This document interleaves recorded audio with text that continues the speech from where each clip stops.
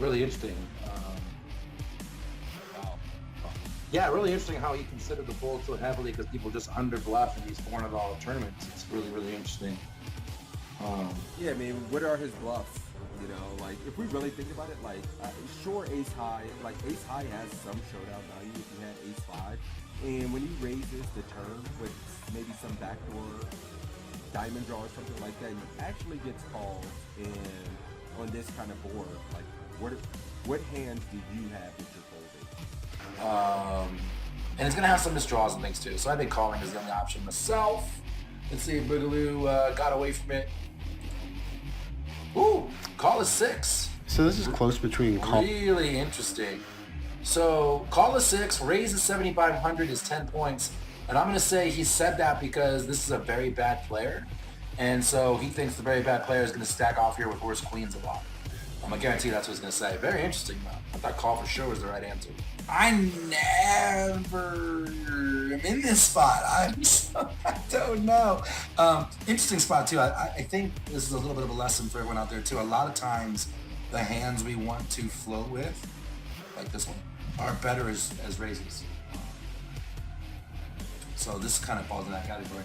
Yeah, and he was kind of an echo chamber for us there, saying, you know, we just get better hands to call and worse to fold.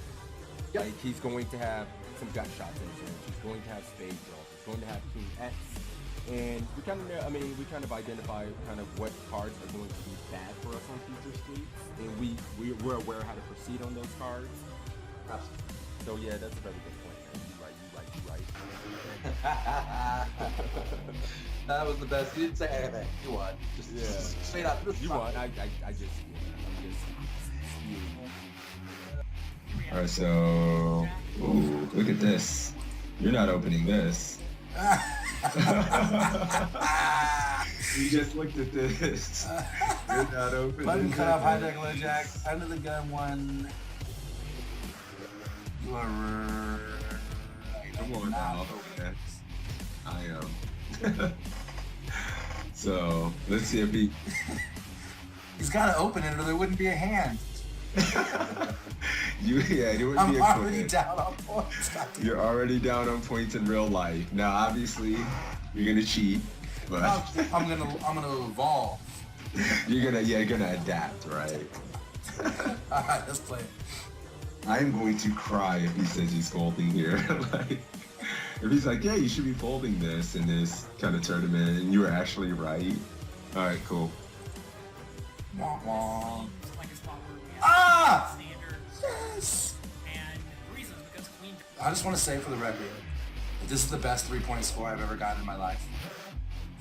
Because the right answer was fold. Right? But you heard what he said about the tables.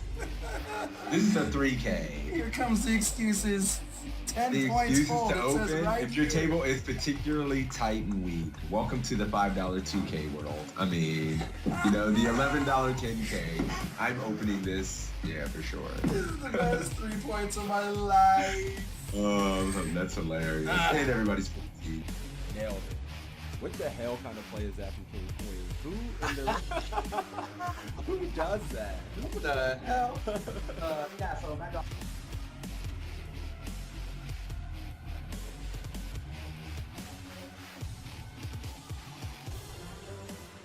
Jonathan Little's an absolute crusher, so it's nice to have him. Yeah, I agree, and I He's always just love coaching. playing right after sessions like this because I feel like my brain's warmed up. I'm thinking through things, and so it's a good way to start your session for sure. All right, guys, this is it. What's up, Mike? You want to give a gist? He was saying Narco Cop was playing about D-pipping about 28% of hands. He had been very aggressive in this $10 buy-in, and here are the options to fold, to call, to raise to 1,200, raise to... What? Wait a minute, he made it 800, and my man's giving options for 12 and 1,400. So it's already getting kind of spicy. That's so nasty. To be on a site with these other crushers, you know, well-known poker public figures is pretty exciting, I'm not gonna lie. Yeah, I didn't mention that when I was kind of giving a little intro here too. You know, Assassinato, Matt Affleck, John Little, all coaches on the site, so very highly respectable, quality poker content. Yep, Evan Jarvis as well. You know, remember Evan Jarvis, Matt Affleck, Assassinato, John Little.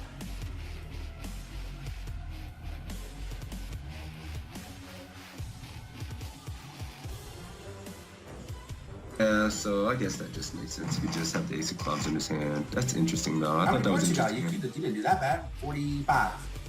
I like how you just pat me on the back. You didn't do that bad. Well, yeah, good job, buddy. Like, The back. I remember I got the higher score in the first one.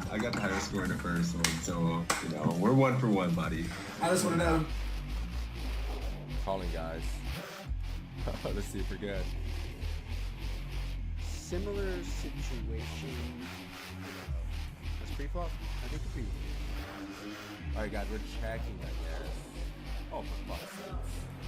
One of the things I see people when it comes to poker is when we can get to the turn and there's an opportunity.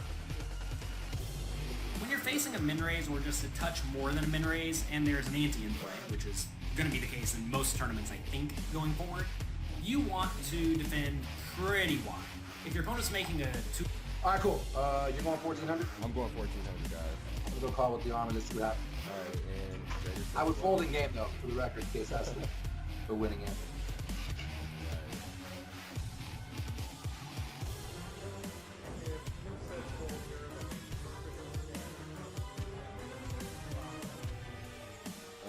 You won. You win. I have to concede. You win. 14K. 14K, let's do it. Let's do it. Well, no, we cannot win. This is a pretty rough spot because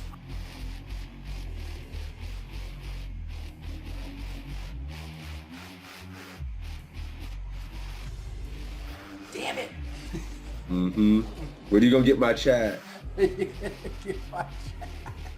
They like naughty things. They like just beer, alcohol, you know. All right, let's do I can do a $10 ACR. A $10 ACR giveaway courtesy of my man Toe. For me beating that ass heads up in this. Sorry. No, I'm kidding. We'll do this. We'll have to do it at least once a week, man. And then, you know, we'll do it. We'll do it every week a couple times. So it's a tie. I guess we got to give out $10 to each other's communities. We'll just do our own $10 free roll for each. Or does that sound fair? Yes. Do you know what this means? You win. I give his chat $10. Take it. So that's cool Filthy because we have animal. 2 ties and then a win from you and a win from me. This is like the epic battle. It's perfect. It's great. Yeah, we're even Stevens. This is awesome. Take it. I love it. You know. Stop. We got a giveaway going. Let's run the giveaway for the $10 ACR winner. Closing the giveaway. Drawing the winner. My man Sebs are getting the $10 ACR giveaway for this one.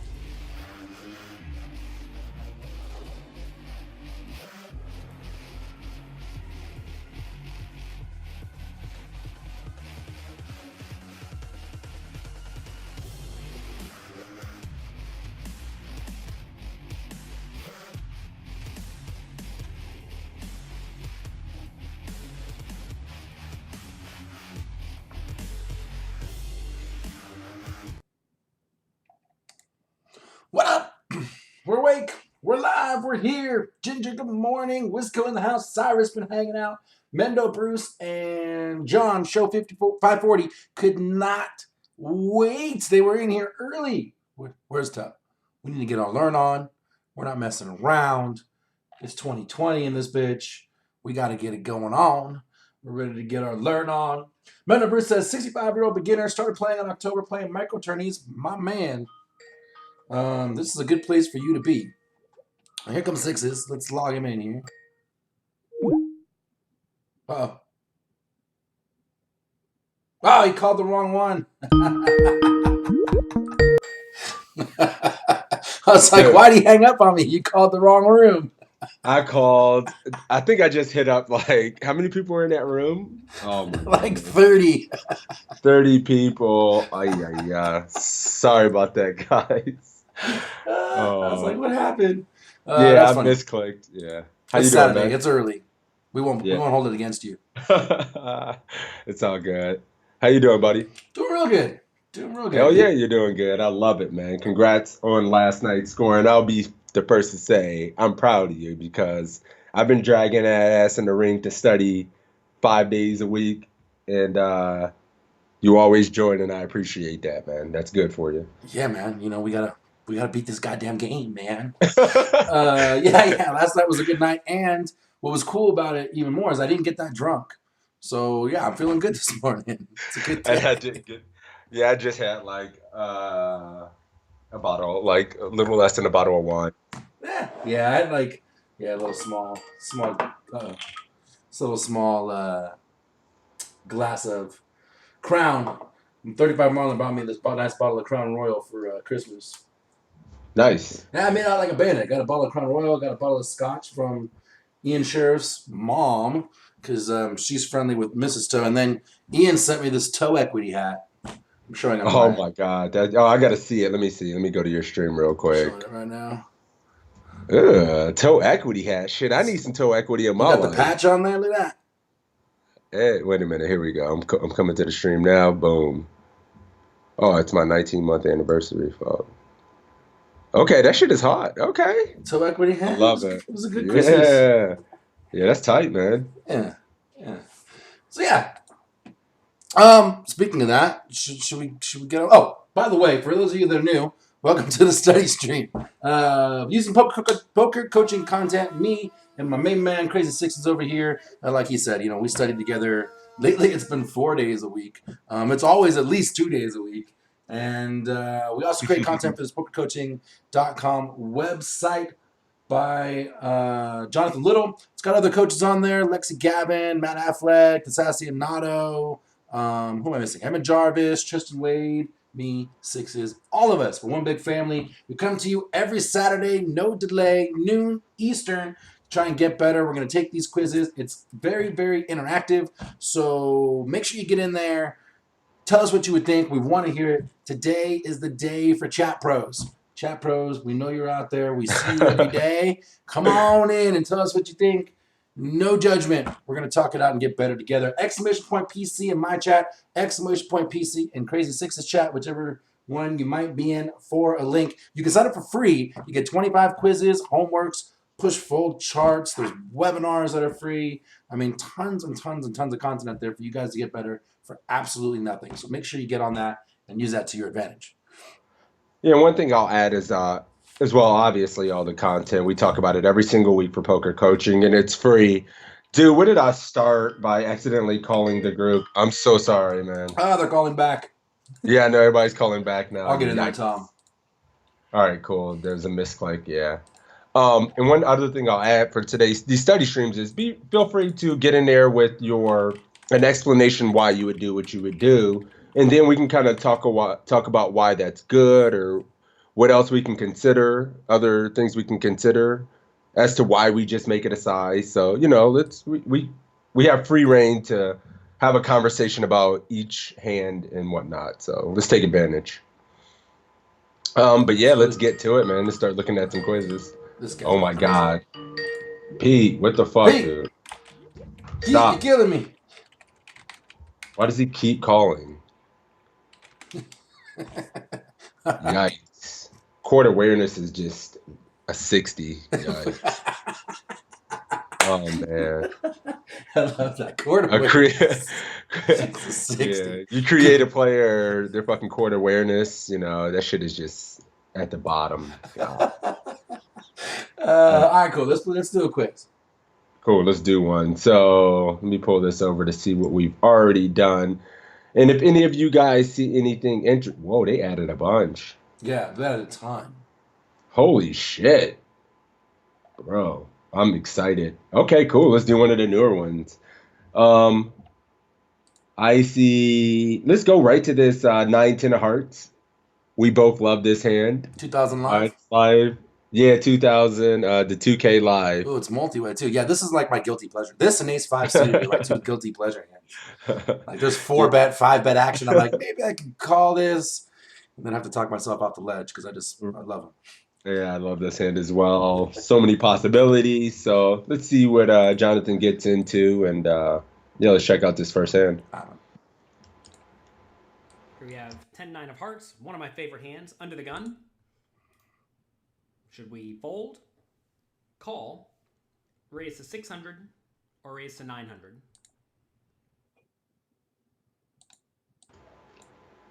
Oh, that might have been low, guys. No, yeah, that was super low for me. Yikes. I think I figured out a little bit of the why we're having some sound issues when we do this, but I haven't figured out the solution yet. I think it's because we have Skype and the browser volume going at the same time, and they're kind of battling each other. So I'll make a note to kind of look into how to do that better. Yeah, we'll have to mess around with it. Maybe we'll get a test stream ourselves. But I did run it back for anyone who didn't hear it. And I think the volume should be much better. I had Chrome very low on my end. But yeah, here we are.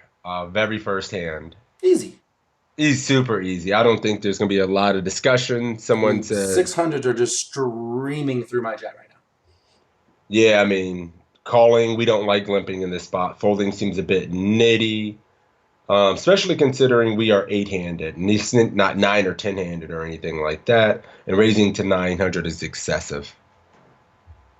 Yeah, I mean, I was talking about like having to talk myself off the ledge like when there's like 4-bet action. So if I just have to open, then shit, let's go. Yeah. This is easy. This is easy. Good morning, BQ. He says, raise to 600, don't like limping. Don't you want some competition?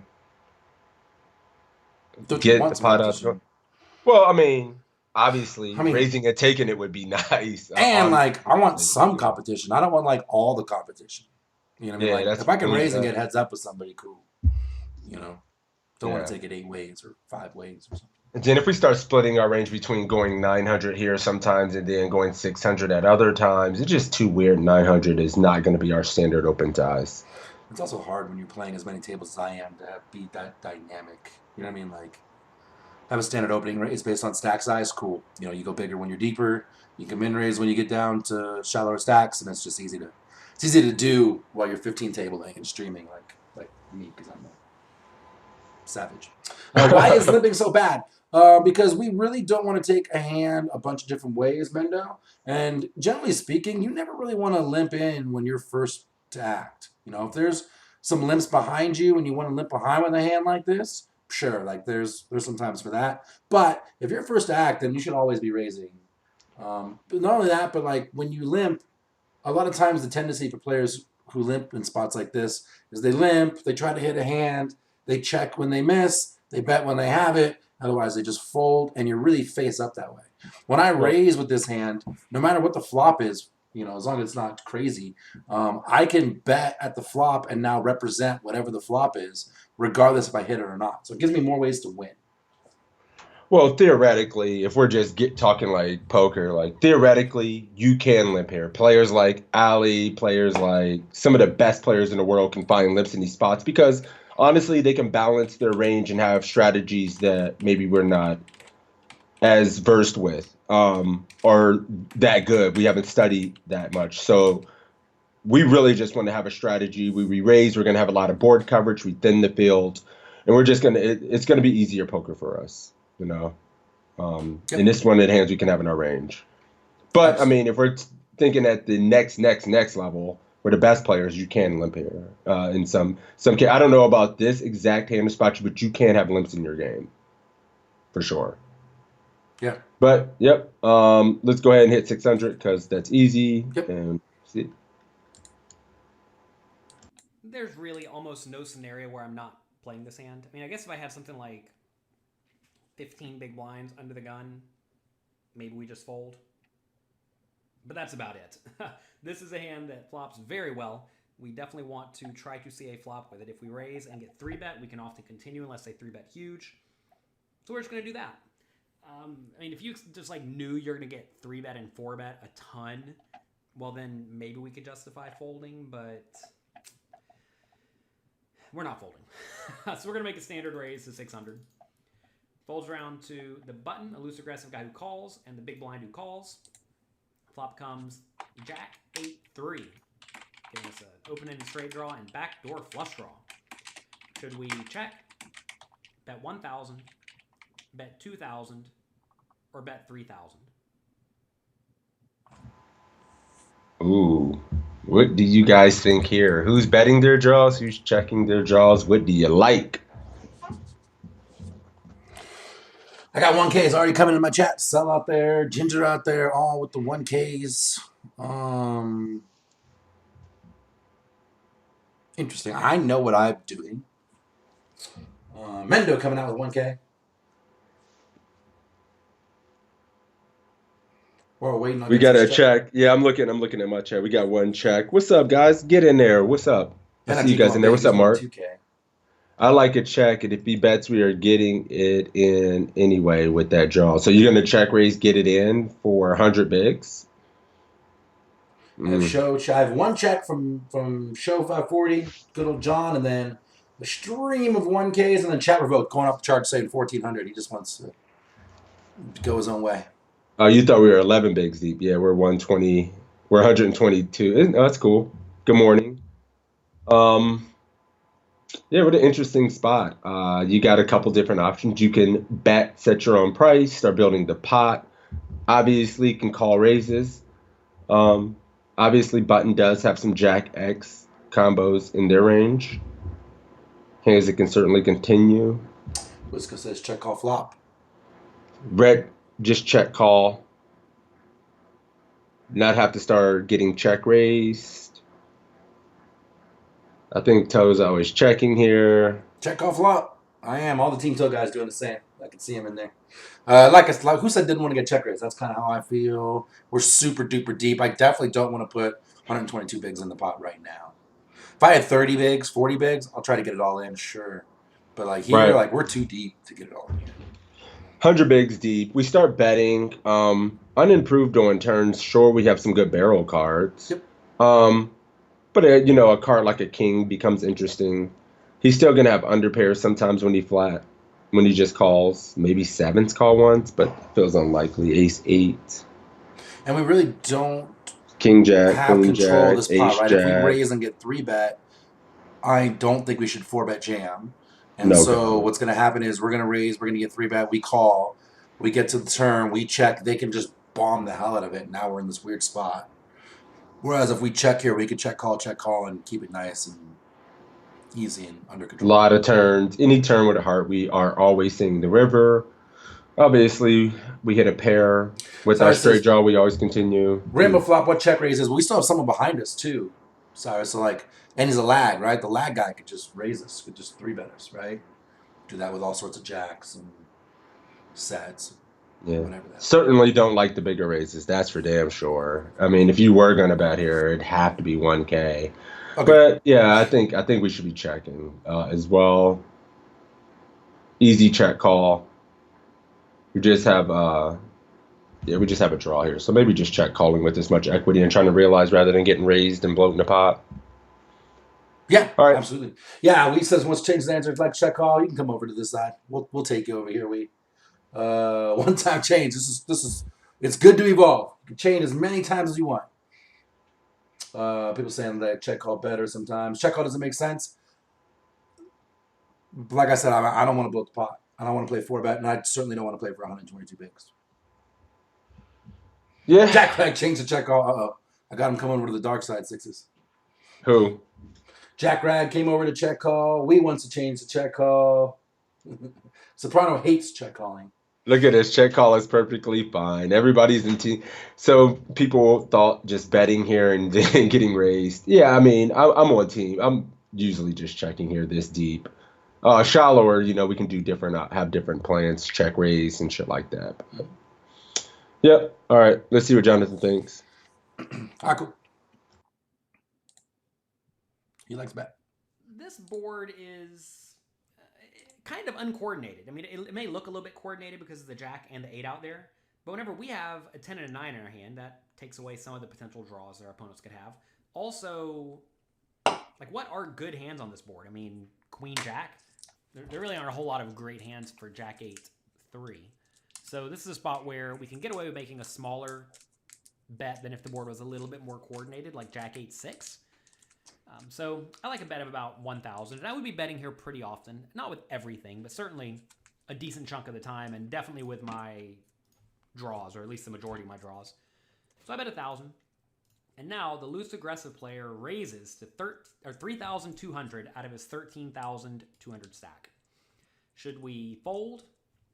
call, re-raise to 7,000, or go all in. I avoid this spot. Just saying.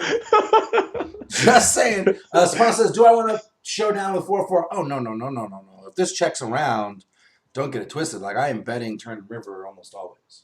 So, like, I'm not just giving up here. I just don't want to face this exact action right here.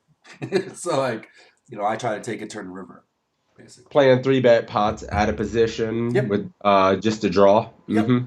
Yeah. Hand's too good to fold and too bad to put all in. And so now here I am. Well, personally, I mean, if I'm going to make a bet, I would like a smaller bet than 1K. I'd probably be like 40%. But I think that's a little less. That's about 40-ish%. But So it's close to half. it's moot, yeah. Just to give myself an even better price to call a 3-bet and a better price if we get it through. It only needs to work so often. But here we can only call. I don't see the purpose in raising or going all in for, 100 bigs. No way. And then raising and then having him call and then playing a draw we miss a lot on the turn doesn't make sense. I'm sorry, I'm cutting everybody off, but I really like a call. Yeah, I mean, calls are streaming my chat. I don't think we can fold.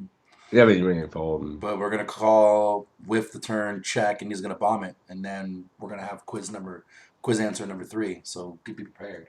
Like, I already know what's going to happen. What hand does he have? He could have ace-jack for sure.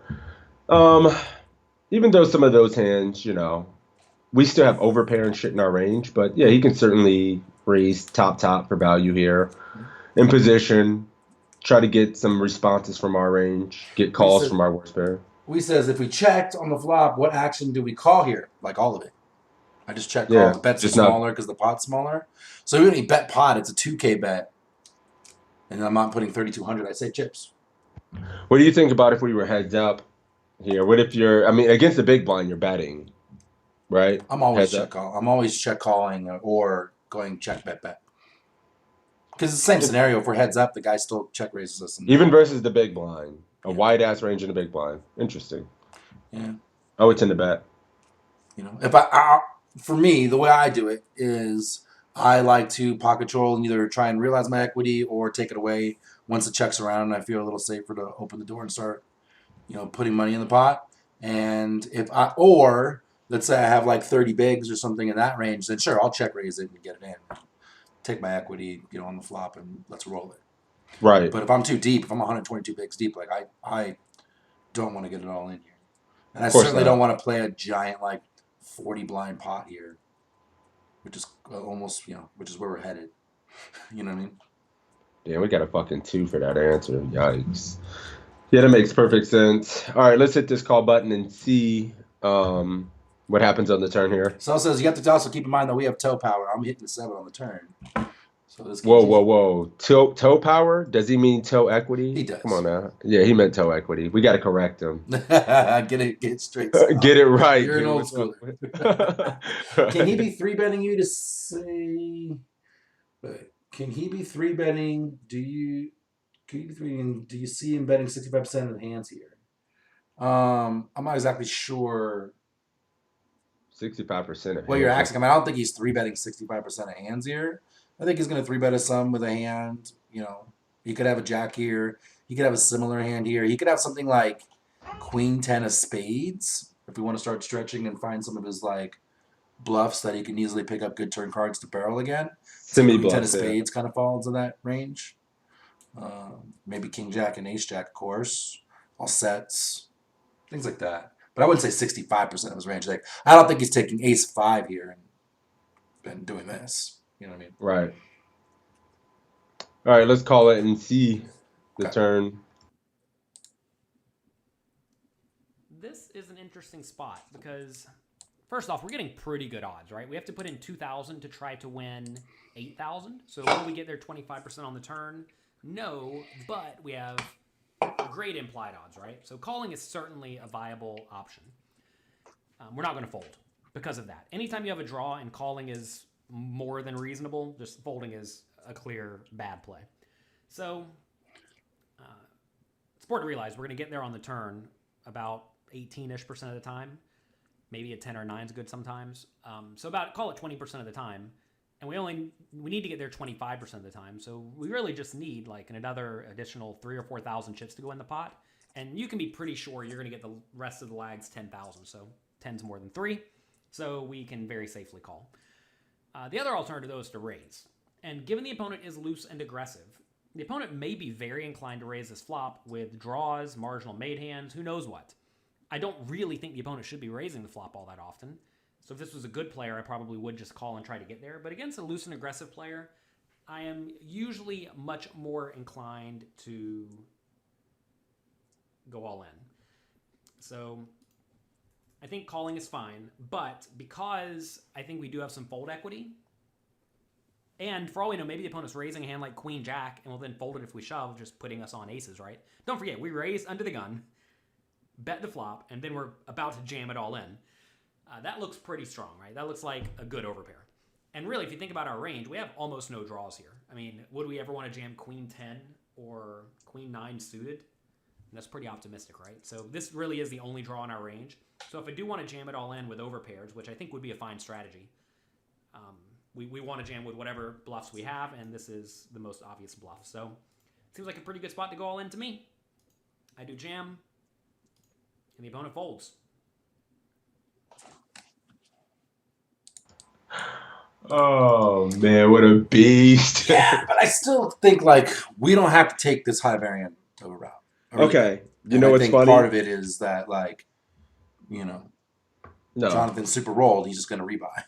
You know what I mean? Like, I was looking for new strats for pre-rebuy, pre-add-on action in the $11 7.5 bet online tournament. there you go. So now I got a new line I'm gonna start taking here every time because Yeah, I mean, in a rebuy I'm or just something, you're like, just gonna fire away in. God, But I don't hate this. I mean, don't get me wrong. He made perfect sense. This is one of the only draws we're gonna have. makes But I would sense. assume at some of the shit we're playing, guys, trying to make somebody fold top pair Never is happened. just an impossible.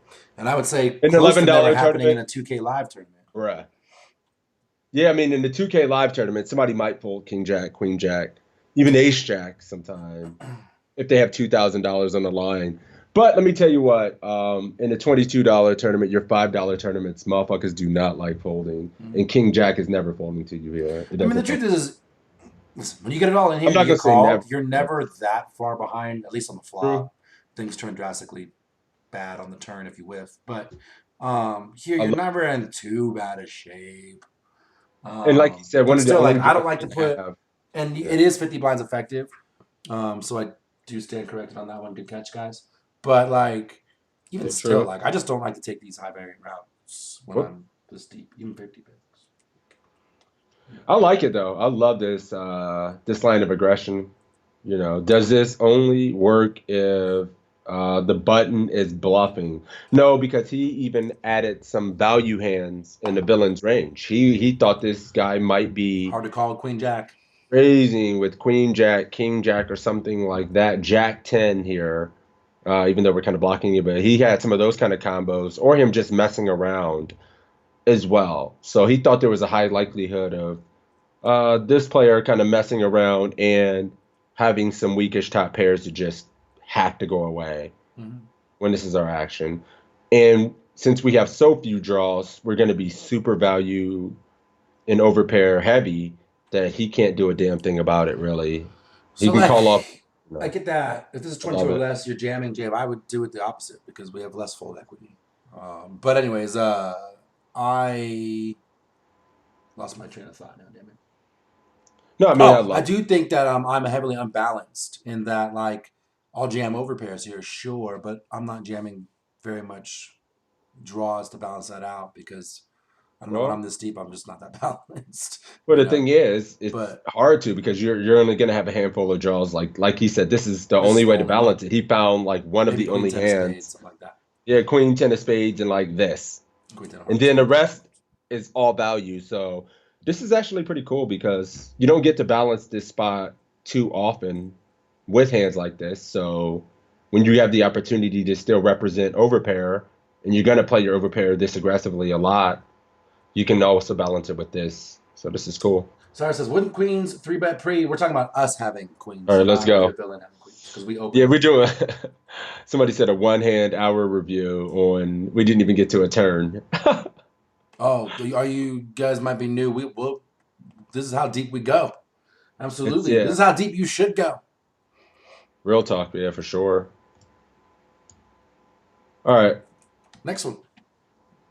Ooh, my score is showing up as 10-10 there. Why? Oh, it shows on mine that I got a perfect score. That's funny. You're killing it. No, it's not. You beat me on that one because we checked the flop, which he hated, but I solidly, especially at mid stakes and under, I like to go the less variant route myself. No, I checked it as well. I mean, I don't know why the score changed, but yeah, we'll call that one a draw. All right. What's next? Anyone see anything? He says if we size our C bet higher, I think our opponents call more. I mean, yes and no. Like, I think their 3-bet range is going to be maybe they 3-bet us less still. But now we're just bloating the pot too. Like, then our turn bet it's going to be bigger. We can just keep it nice and easy and nice and compact, and then you know what I mean. I can't do. Have a little, so I'm going to request the Matt Affleck one. Which number is that? Can you see, Jack Rag? Day 1 win with the Ace-4 of clubs, or the King 9. How often is 600 game going to result in Ace-4 losing half your clubs stack? or 7-4 suited? It's hard to say.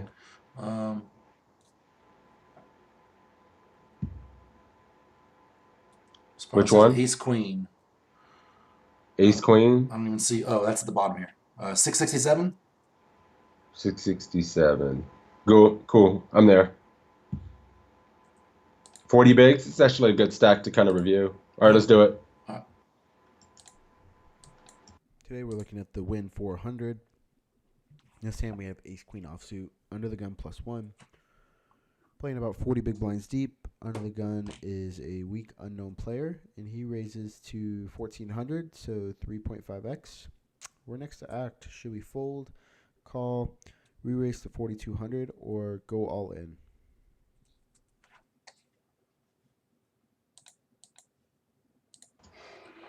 All right, 3x. And we have Ace Queen with 40 bigs.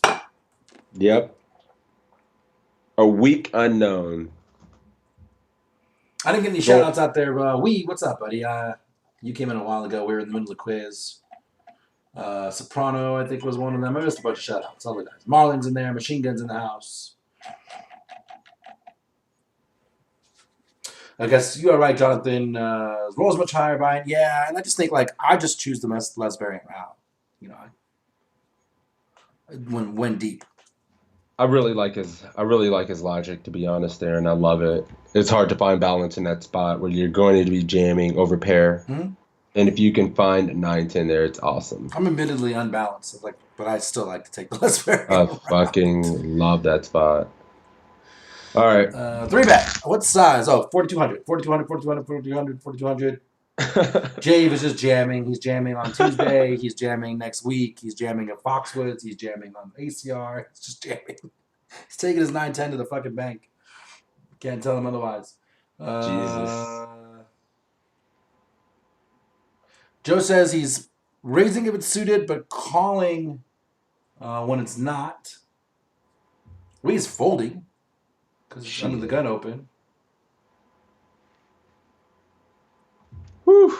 We got right now BQ is not folding, not calling, so you're 3-betting. Most streakers are jamming because we're not suited. What up, DG? How you doing, buddy? What are you guys doing in this spot? Why are you being shy? What's good? I think I know what I'm doing here. A couple of raises. Yeah, a lot of people have a lot of different opinions here. It's folding sometimes just because it's under the gun and it's scary. I don't know if I'm ever folding. Ever. No, but I don't think I'm folding either, but I do admit that it's a little scarier coming from under the gun, sure. A weak unknown. And we still have the rest of the table behind. 3-bet and get called. NRG said we'll call here and fold to a squeeze. Raise to 4,200. Oof. I kind of want to fly here versus a weak player. and the rest of the table behind in this exact situation. 3-betting under the gun. And we got the whole table behind us. There are chances for players to just wake up with better hands, ace king. We some folded because flip. people are behind us. 4,200 I'm is not. all over. And then what does 600 equate to on a line? Probably 55 and under. If I had to guesstimate. Yeah. What up, Scrappy? I mean, I'm never folding, but I don't think folding is like out of this world terrible. Versus a weak player. I'm thinking just based straight on Yeah, under the gun I think- open. You know what I mean? Like folding can't be horrid. I'm never folding. I mean, I'm putting that out there first, but it can't be horrid, right? Yeah, Mark's Cheddar wants to thin the calling. field with a 3-bet. Small draw best on flatting. Folding is too nitty, says Soprano. Pete's waiting for a better spot. 4,200 for show. Yeah, I mean, I'm going 4,200 myself. I want to get the initiative here and thin the field. I don't want to play this 5 ways out of position. Kind of would tell either call or fold until no one. Until Just no fold one. and not say anything. The Don't problem mark is any you and I are actions if always it never playing on happens. stream. Everybody knows, man. Yeah, everybody sees our bullshit. We're out you here know. naked. Yeah, Scrappy with the sub. Thank you, buddy. We got a couple other responses. Mark's calling. We got a 4,200 from BQ.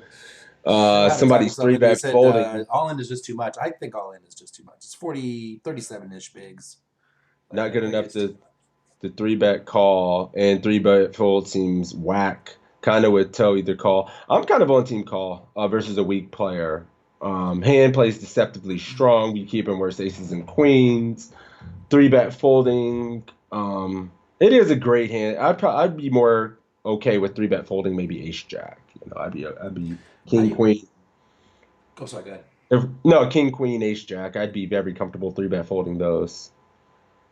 But I don't think I'm okay. Sometimes I would 3-bet here. Sometimes I would flat. I think I'm kind of torn between the two. God, I'm like never flatting.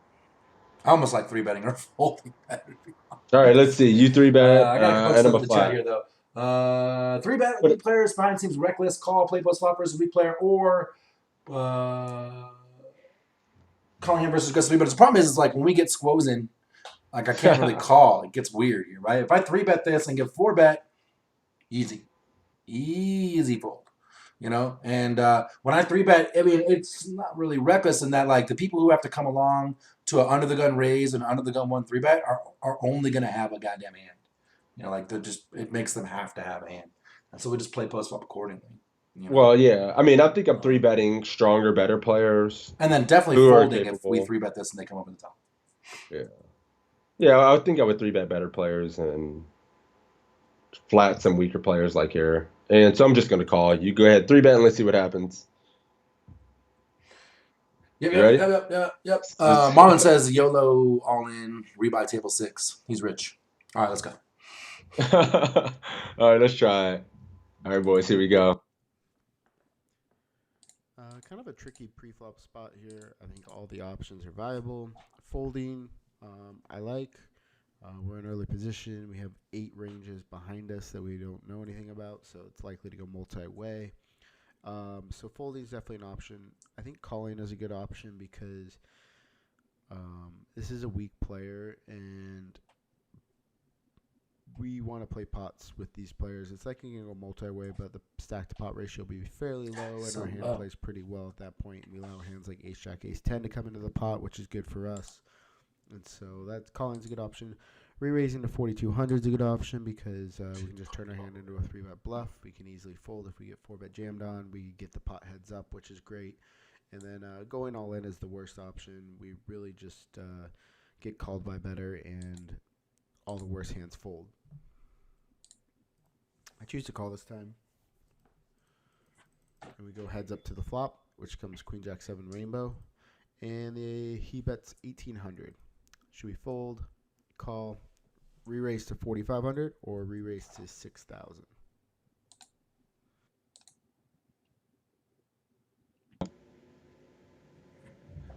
All right.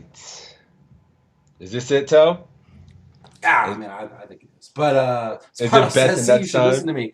Yeah, I mean, it's a little bit of a preference. Plus, like 7 is not a wrong answer, right? He likes calling better. I see merits to calling, but 7's not definitely not a wrong answer. What call? No, it's okay. It's okay. It's okay. Yes, sir. Bruce wants to call and keep him in, and then I got a bunch of exclamation point nuts in my chat. Uh-oh. This is bet the nuts time, which would be making it maybe 45 is just good enough, right? Because if we call there's a on nagging turn, question: is this the nuts? I feel like if I 3-bet it and get called, then this becomes more of the nuts because kings are never flatting. Yeah, you know what I mean? And so Right. now I think it's the nuts. When we call here, this may or may not be the nuts. I don't know. yeah, this is very interesting.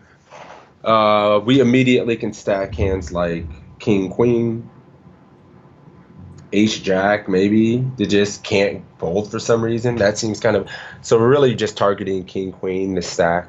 Pocket tens doesn't get it in. Does ace, jack barrel off? Do we get more value from ace, jacks, king, jacks? Ace, king do anything? This is very interesting. Yeah, We raised to I mean, 5. I We see put the in argument 9. of flat to keep him in, and just as a weak player, like I don't know if that's weak aggressive or just weak in general. Is this guy gonna call off with queen 10 or 9-10 or king 10 or king Right. queen for a bunch of chips here? What does that mean? I mean, are we raising? Our hand really doesn't need a whole lot of protection. I mean, I think the only bad cards are really a king and a 10. Yeah, Like a king and a 10 really. maybe a 9. I mean, maybe. I mean, 9. Yeah, maybe King a 10 9. suited, maybe. An ace. you know. Yeah, I think. Yeah, I don't know. I don't know what we really get value from. There's only such a thin value range when we start raising that he can continue with. Is it another situation we get better to continue and worse to fold? And there's only a few hands in his value range you can continue here. And we kind of blocked him king queen. So somebody says re-raise to 6K, 4.5Ks. Yeah, interesting spot. Yeah. I'm not exactly sure. I think there's merits for calling or raising, What any of size you these raising options. to? I mean, if I'm going to raise, I'm probably just going to go 4,500. Maybe keep in any draws and Jack X he may have. He feels committed with, and then just jam turn. So I think of all the raise options, 4.5K makes more sense because it keeps in more of his hands. The bigger we go, we start condensing his range. Yeah, I got. And it sets up an SPR anyway to jam. Like when we make it 45, there's going to be 9 plus the 15 is going to be 13. And then he's going to have like 8 or something, Yeah, I mean, I would play this a little differently. Machine Joe says call, and if we're out of position, do we raise? I mean, do we check raise out of position with a hand like this here? Dr. HJ, good morning. I mean, I wouldn't be in that spot, Joe. I would like open ace queen and then c-bet flop if I was playing ace queen. So it's kind of hard to say check raise is an option. Jonathan says bet pop probably, but I like a smaller KC 4-bet jams. So I have some thoughts on that NRG, but I don't want to give away that right now. Give me a sec. 4,500 gets him committed, says Jave. Finance that call from Soprano. Still going 4,500. Easy fold, says Newsom. Stop it. Top. We can't fold now. He's trolling. That's a trolling chat, pro. You'll get those too. Yeah. All right, cool. Got to make him pay. Got to raise 4,500. I mean, I would, if we had chips, I would go 6,000. But because 6,000 is half his stack, and he's going to realize he has no fold equity or anything, like that seems like a weird bet size given the situation. So I think I'm going 4,500 myself. Shows us flat. If we raise and get jammed on, we are in the worst possible shape. Man, No. he still has 9-10, king 10, king queen, right? We're not in terrible shape. Yeah. All right, I don't know what to do here. Bet the nuts feels kind of appropriate, considering we're 30 big blinds deep. But calling in position here and keeping our range wider to allow him to bluff. as well seems kind of ideal, but I don't know.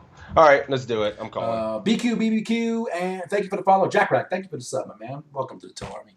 All right. What If do you I'm know raised, with? well, BQ says, if you call, do you know where you're at? Yes, I have top. I have top. I feel like I have the best hand. Yeah, A the stresses whole lot, are like they ever almost all three? the Are they time. ever 4-bet jamming as a bluff? I would say as semi bluffs, King 10, 9, 10, Well, I don't know. and then what is perceived value, but is not enough That's the value like King Queen. that's the difference. I don't think they come back over the top with those hands. Which Like ones? they don't. Well, if we make it 45, We they literally just just call with did that in the those hands. last quiz with 9, 10 perfect picks. Yeah, these motherfuckers. Well, for him, you think he's a weaker unknown. You think he's gonna fucking just do that with 9-10? I guess he would I have a with little bit of a 30 big. straight draw. I'm all in. I have a flush Yeah, draw. I'm true, all in. true. You right. King Queen. I'm all in. He has more nutty hands under the gun. We're in position. We I let can us see know flat. he has in turn being a weaker player. I feel committed based on his stack size. If we raise, I'm still If we raise, we're calling. I mean, Yeah, snap. never folding at this point. There's Yep. nothing. If he's got a set of jacks, so be it. All right, you go ahead and raise. I'm a call. Here we go, guys. Round 2. I got the first one right. Let's try it again. Another close spot here where I think all the options are viable other than fold.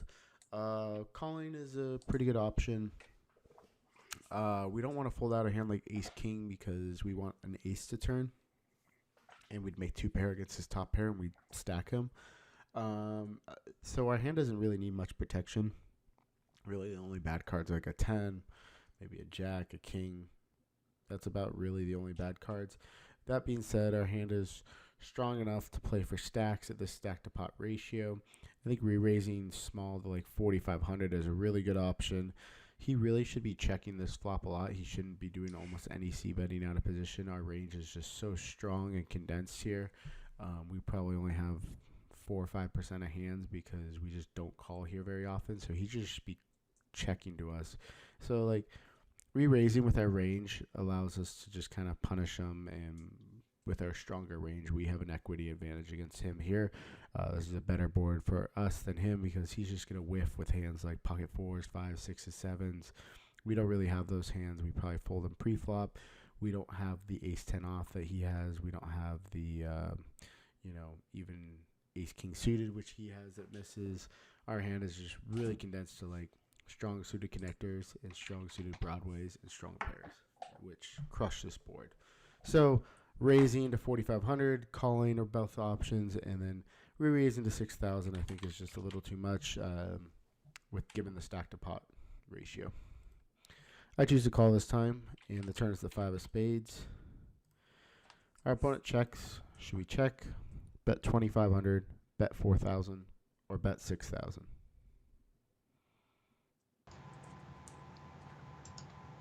So he didn't raise. He did what we would do. He did what I would do in this spot. Yep, So that bet the makes me nuts. feel good. Bet the nuts. But what'd you get on that? Obviously, that was a 10. I got a 7, I should say. Oh, that's funny because I got a 7 on the first one. So we're 10, tied. so we're I tied. like it. Bet the nuts. Yep, we're tied. That's fun. We have a request. Show 540 says, I demand a quiz where I choose at least one correct answer. That's hilarious. Scrappy says, I'm 1 for 2. We're going to do a couple more, buddy. We just getting started, man. It's all good. Marlon says Good morning, he's mad at fellas. Sassionato's house when he recorded these quizzes. Oh, the shit's low as hell. Well played, Marlon. What do you guys think about this? What is your size here? He has 12K behind, 7,400 in the pot. Bunch of 4Ks, and then Mad Dog going 6K. 4K. 12 leaves him 8. That's a nice SPR. Toe raised and 6s didn't? Hell is frozen over. What is that? I'm not nitty. What? Yeah, he's not nitty. I'm a 3-betting, double barreling, over betting son of a bitch. 6K, time to get him in. 4K, 4K, 4K, keep him in. 4K gives him like, what, 3-ish to 1 on a call? I'm conflicted, man. I'm conflicted between 4K. I mean, honestly, I would probably go like 5K in game. I mean, don't you start to, I mean, at what point 5K seems like we're just condensing him just to the point of him needing to make bad calls at that point, very bad calls. I think 4K might be bad, but not terrible. 2,500 is very interesting to me as well, though. I think he might feel compelled to stack off, or he's going to call a lot wider for 2,500, but we're giving him a good price with maybe some hands to draw. Jay says, time to grow or show. 6K. Damn, 4K's everywhere. 4K, 4K, 4K. 4K keep in. I'm kind of conflicted. I Peter can see the says 4K 6. reason. I don't want to go 25 because I don't want to give him a good price on the draw. And if I give 25 and he calls, he's not making a mistake. So 4K at least gives him a chance to make a mistake and still keeps him in. So I kind of going 4K. 6K seems weird because it's half the stack and he's going to realize he's going to be fold equity. He's going to call with 12 bigs behind. It seems weird. So given these stacks situations, I guess 4K is the best answer in my opinion. 2.5K looks like a stab. We have him drawing super fucking thin, man. So when we go 2.5K, we just get value from even some hands you might not even expect, but maybe 9s can even call or something. That's probably unlikely. Yeah, man, I'm conflicted between 2.5K and 4K. 6K too big. Checking is out of the question. Yep. Interesting 4K so he can make a mistake. 4K just sets him up so he might call off on rivers as well. We get more value and yeah. Shout out to Wee coming in with the 6-month resub. My man. Thank you, brother. 4K. Yeah, 4K. Oh, man, in game, I think I would go like 32 or something, but that's between these two, so 4K it is. Yeah, I mean, that's my opinion. It's so tough. All right. Yeah, we got a lot of 4Ks, overwhelmingly 4Ks, 1.6K, no 2.5K. 2.5K is cool if he's aggro, but he's weak. Fair enough, because we would give him a room to check raise as well. I think we may induce some bluffs there. Good point. In game, I just go half. Yeah, it'd be like 32, something like that. But let's do it. I think 4K makes the most sense. Time to grow or show. I don't know why I thought that was awesome. All right, let's go. Let's do it. Here on the turn, we have a clear bet. We're starting to build the pot with the goal of getting all the money in by the river. Stack to pot ratio is about 1.5. So we need to be betting. I think betting 4,000 is a score of 10. Betting 2,500 is a score of 6. And betting 6,000 is a score of 3. I like betting like 4,000 a little bit larger on the turn because I think they're more likely to call with hands like ace-king on the turn, and they obviously don't call with that on the river. So I kind of want to front load my bet a little bit to get more value out of the draws. And so we're going to front load it with a $4,000 bet. Pot will be 15.4, and we'll have like 8,800, so like 2/3 pot bet behind. So yeah, I think betting 4,000, and that's how you should be thinking about your sizings in terms of getting them in by the river. We do bet the 4,000, and our opponent calls. You can have a lot of ace king, some ace 10, some combo draws that like jack X of spades. We have the ace of spades, so he doesn't have those types of hands. He can have king queen, king jack, ace jack, jack 10 suited, 7x of club spades maybe. Yeah, I mean we both have pretty strong ranges here. Complete pick on the river. Deuce of clubs. Opponent checks. We check, bet 4,000, or go all in. Is it me or does that emote that they tagged onto this? Wow, what life? Kind of look no like bad cards, just a clean ass brick. What the fuck is this? Yeah, it's great. Yeah, this is nice. Why are we not shoving? Is this another trick where Jonathan Little says leave him something behind because he doesn't want to bust his tournament life?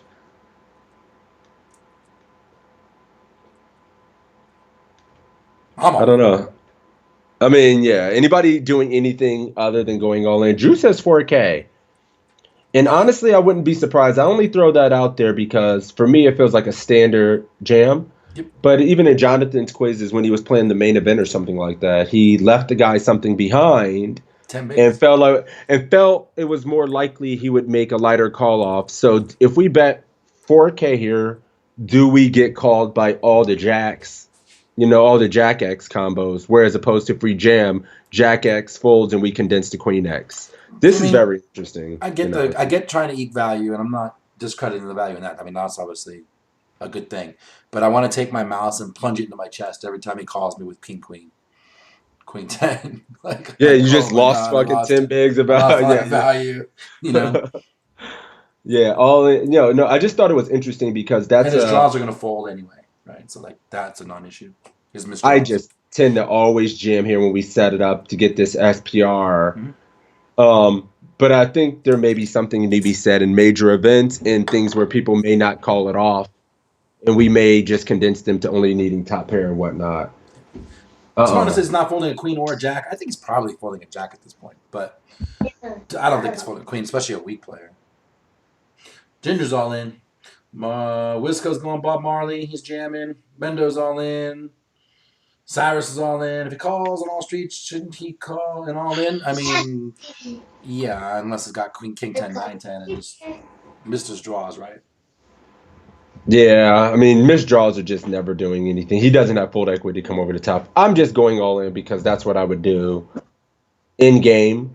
I just wanted to play devil's advocate and throw that concept out there of maybe this being an option for sure in situations where we know players don't want to bust major events where they're never going to call with second pair. I just think it's very interesting. Yeah. Yeah. Maniac says, well, I don't know what he's hoping to call. Yeah, King, Queen. Queen 10 because he's weak. Thinking we have a lot of misdraws, given, that kind of thing. So we have bluffs. So he raised in under the gun Maniac. We flatted ace queen, then hit this board. We raised his C bet on the flop. He called bet turn. And here we are on the river. DG, I agree with what you're saying. If we have King 10, 9, 10, Ace 10, and we're bluffing, we get to this point, we're going to shove. I agree. But we got to take into consideration this is a weak player. This isn't a high-level thinking player, right? This is a guy who isn't thinking about our range. He's not thinking about our complete range. And if we have bluffs here, he's just going to say, man, I have a jack here. He could be bluffing, and it's only half my stack. I can still be in this tournament and come back, or something. So, hey, we with the 6 months, my dude. Good looking out, buddy. Thank you. Appreciate that. Maniacs and down with the shove. He's going Bob Marley too. Yeah, Queen. So let's just jam. I just think it's interesting, but people are starting to think about the 4K. I kind of like the 4K and versus some weak players in some events. I think a 400 is just meh. I want to pick up a playing card and slip my wrist if he's got King Queen. My dude. yeah, you're gonna be pissed. But if he does fold here and shows you Jack 10, maybe we feel salty. But I'm shoving. Me too. All right, let's do it. I think we just have a pretty easy shove here. We set it up so we have just under 2/3 pot on the river. So he's going to get a pretty good price. He can't fold hands like King Queen. Even a hand like Ace Jack's probably going to need to call it off. So pretty easy shove. Betting 4,000. I gave a score of 4. But I think at this stack to pot ratio, you should just be shoving or checking. And obviously our hand is too short to check. We shove, and our opponent folded, and he folded Ace Jack face up, which is probably a mistake on his part. It's probably close, but he's getting such a good price. I think Ace Jack's one of his better bluff catchers, being that it doesn't block many of our bluffs. And that's another reason why I like to flatting. We kept his Ace Jack in the pot and got value. If we 3-bet, he just would have folded that pre-flop.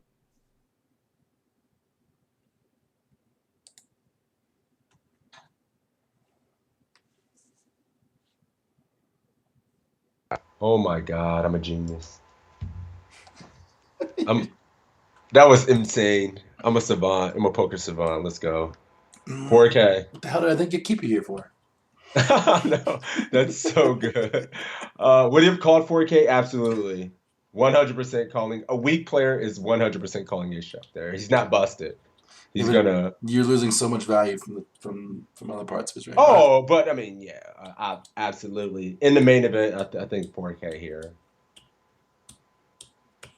I love this, but no, interesting. In this $400 anything online, I'm jamming. But in a major or something like that, All where in. and we know the guy's super weak. Yeah. All right, you're gonna make me. No, I know. All right, cool. But you know, we did see it one time in Jonathan's quiz. That's something I always refer to. Told you it's a weak opponent. Fish, he would snap call this. Yeah, Drew, I agree. I think he might have lost I sight didn't of want to do him. this to you, but you're making me. Uh-oh, what are you doing to me? Look in your chat. Bet the nuts. Bet the nuts. I love it. That's hilarious. Sorry, I had to put you on blast. I bet. I get it. All right, let's do another one. I love it, man. All right. Well, my shit's not loading. There it is. A lot of new ones. What sucks is like the Assassinado ones are so low, but he plays the ones that he does quizzes that are like in events that are really relatable, like the 109 online, 235 live. You know, Dude, it's so low and it's so low. Yeah. And I can't do it. I'm sorry. We'll have to test it. We'll get together one day before a study or something. Yeah, like that. Charbook said maybe we should call each other on Discord and maybe that'll do better. We'll do a few tests. We'll figure it out. Well, yeah, we're on some tests this week and then see if we can mess with the sound settings here. But yeah, there's no way I can keep doing the volume. The volume's just way too low for me. Well, I'm constantly like playing with the volume on my speakers, playing with the volume on OBS, going back and forth, remembering to do all that, remembering to mute, all that kind of stuff. So yeah, we'll get it worked out. Maniac says, have you guys done hand 289 with Evan Jarvis's $100 cap hand? We had a discussion in the forums about that hand. You feeling like doing a little cash? sure. 287, he says. 287. Way down. Yeah. All right. Let me find it. This is going to be out of my realm. I'm not the cash game player. 287 for me is Alex Fitzgerald 109. What's 289? Oh, 289. I'm sorry. 289 is the WPT. Shit, I'm scrolling. These are so much fun. Thanks for doing these, guys. You're welcome, man. We love doing these. I really enjoy it too. Yeah. We look forward to it. We talk about it. It's like, ooh, I think we're going to start doing a marked hand, one marked hand. Joe's going to bring a marked hand. I'll bring a marked hand Jeez. from this week. I don't see Evan Jarvis anywhere in the 280s here. Yeah. Maniac. Thanks, we appreciate that, buddy. Hope everything's going well. We got a couple follows. What up, Crazy Loco? Find me the number, Maniac. We'll do that one. All right. In the meantime, Jay Little, this 2K Live 684. He always has such deep stacks for all of his hands. Maybe we should talk to him about finding some shallower stack. I know they're less interesting, I guess. Well, not on that, but you could tell like they play the 600 live and then get like 20 hands from the 600 live and then make 20 quizzes on that. You know what I mean? And then just put them out every so often, you know. But yeah, I know that some people wanted some ICM spots and some. Well, ooh, how about this? 55 big blinds with he says 687 is the number. Oh, 687. Oh, right here. Okay, we got it. Let's do it. Get to it. I love cash. Yep, I got it. Jack 10 suit. Cool. Let's do it. Hey everyone, Evan Jarvis here for Pokercoach.com. Today we are reviewing a 1-2 no limit hand from a cash game where the max bet is $100. So we're sitting with 500 in front of us. We're doing well in the game, but the most we can get in on the hand is $400. That's very unlikely because that would require capping every street, including pre-flop. More likely we can get 200 to 300 in. So there's a limp, gambler folds. This guy's Blaster. I just came back from a break with my buddy, walked him back to his car. This guy's new to me, to the table, but he looks like he's just playing every hand. He's sitting there just looking very over it and just putting chips in the pots, what he's doing. So he isolates to 6, kind of pot sweetener. Old man Taggers calls, nit a miss, super tight guy. Super tight guy, super concerned about reloading, just like very cautious player. He calls. What should you do with Jack 10 suited in the small blind? Should you fold, call, squeeze to 20, or squeeze to 40? Sorry. This is so fucking weird because it's 100 cap, and I am not. I've only played cap shit in maybe 2 or 3 times in my life. I've never played. I don't play that much cap. I played cash. I've never played cap. But sorry, guys. I fucked that up and had the screen all nasty. So basically what happened is this guy was unconcerned and really was just playing every hand. They called him Blaster. He opens up for 3x. I guess Old Man Taggart is probably a tight old player, kind of standard older gentleman. Flats, Nidamus, which I love these descriptive players. Evan's awesome, man. Flat, super tight, super worried about reloading. Super concerned about reloading. What does that mean? It means he does not want to go broke. He is playing super tight, super passive, only playing with the monster. Really, really doesn't want to have to put any more money out of his pocket. Mendoza squeeze. Is he tight or scared? I would say both. Joe going 20. Hump going call. Marlon going 40 and squeezing it. Calling because if I hit, I'm rich, says Oki. Ginger's calling. Not going to give my answer for obvious reasons. 20 Soprano. Lots of people. This is interesting, yeah. We got a feels bunch like it's of. best to be squoze in here. So 20 call, squeeze. Between 20 and 40, but it's capped, so it's weird. Yeah, I agree, man. It's super weird. Call, you're out of position. I'd like to see the flop. You're going to see the flop because if you put in 20 or 40 and it gets capped to 100 on the flop, you're not folding. So that makes it really nice.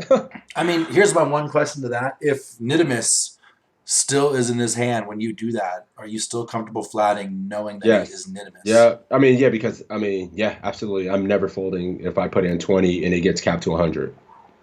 Okay. I don't think we can, right? No way. I mean, this hand flops okay, but if we had a jack, especially if we get we would literally have to play for 2 pair or better. I don't know. I mean, maybe if we go 20. 20 seems kind of small, to be honest. Personally, I'd probably go 40, but I'm a little bit probably more aggro in these spots. 12 is 30. Yeah, I'm probably 35, 40 myself as well.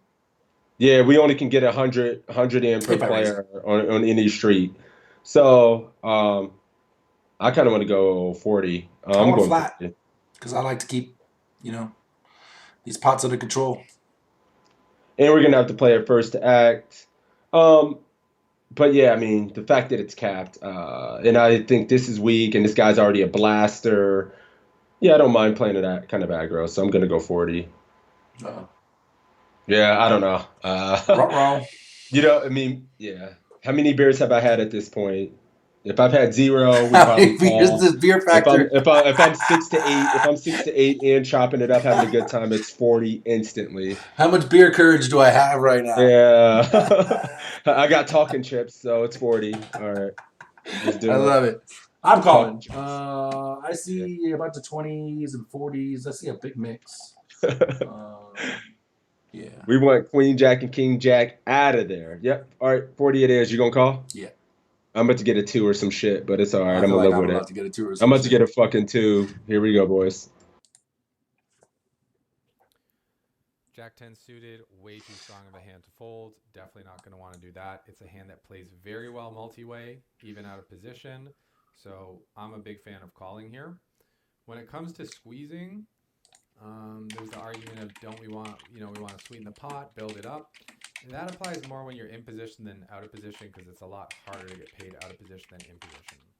Now, if we're squeezing as a semi-bluff to just take it down, the larger size of 40 works well.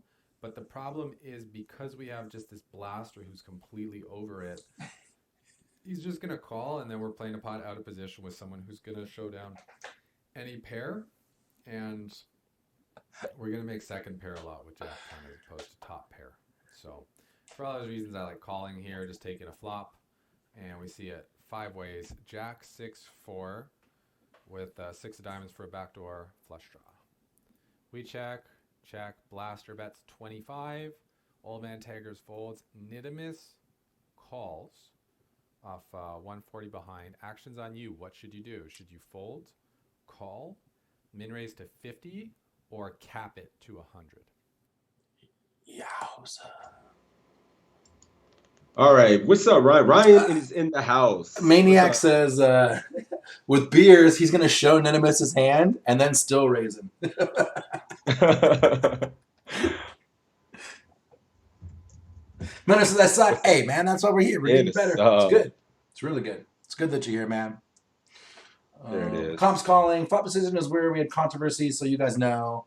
Yeah, I mean, if I have a read that this guy's Nidimus, this call really scares me. Like, I block 10s, so it's like generally 9s. This is an easy call, right? I mean, I can't see folding, but I am not happy. I don't care about Blaster, but the fact that Nidimus called makes me really uncomfortable right now. But that's fine. We still have just a ton of equity with the backdoor flush draw pair. Nidimus can have, he can still just have worse hands than top pair. Blaster's going to bet a lot. This is just too much equity to ever fold. I don't think we can fold. Let's see. We got a call. Ryan calls. Fallon's calling. Nits and cash games are generally still loose pre. Very true. They're loose passive pre. Even nits. Okay. All right. I think call. I think a lot of people are calling. I don't see anyone raising, and I don't see a reason to raise. Me too. Or cap it. So let's call and see what Evan is going to get himself into on a turn. With this sizing and a call, I want to fold. This is way too strong to fold. You got a backdoor diamonds, bro, and top pair. Come on, now. Come on, now. What are we playing this hand for? Can't do that. All right, let's do it. If this dude is tight, but isn't he playing scared? What do we worry about? Let's see, turn. Yeah, I mean, the fact that he's so tight and still calling makes me worry about my kicker, mostly. But I'm still calling. Yeah, I mean, you can still have Jack 8, Jack 9. You can still have 7, 5. And, I got myself into this mess. We're in it now. Let's do it. Under pairs, 8s, 9s. In game, this was a pretty dicey scenario in my eyes. I saw no merit in raising. Nothing would really be accomplished here. We're just building a pot against... I guess the Blaster, maybe we could get some action from him with a worse pair, but he's going to bet it anyway, and we're also folding out his bluffs. The other thing is, like, if you think about Nidimus's range here, when he's calling a bet 5 ways, this isn't the type of guy to call a flop with 7s here. So if he has a jack, it's probably a better jack than us, unless it's jack 9 suited specifically. And he could maybe have pockets too, maybe. So I didn't see any merit in raising. I thought a lot about folding. It's a 5-way pot. Our kicker's not that good. We're out of position. The betting's probably going to get heavy on later streets with this guy being a blaster. Not loving the situation. But because the 6 of diamonds was there and there was a backdoor flush draw, which are the types of hands that get paid very nicely, I decided it was worth a call to see the turn with the plans to pretty much check fold on anything but the best turns. Turn is one of those best turns, 10 of clubs. We check, Blaster bets 100. This is the maximum bet in this game. So should we end up on the river, the biggest bet we'll face is 100 as well. Nidimus calls, actions on you. What should you do? Should you fold or should you call? Well, should you fold or call with top 2 pair? Oh, fuck no. Should we fold top 2 pair and be scared of a set of 6s or 4? We can't. Now we're just in. We're all in. But like that's the dream card, right? Marlon says I was thinking 20 big, so let's see where we're at. Raisy daisy. No. We have kicker problems. And if you're raising this, like, what are you ever flatting? You don't have any jacks in your flatting range. Like, we need to have a little balance there, And plus we have kicker problems, right? And Nidimus is in this. Like, fear Nidimus, right? Well, Ryan, this is a capped game, so this is it's $100 cap per street, so we can't do anything but call here. We can't do anything. I've only played a game like this in Colorado a couple times. When I was out there in some casinos in the mountains, they had games like this, but yeah, I've never ever played it anywhere else.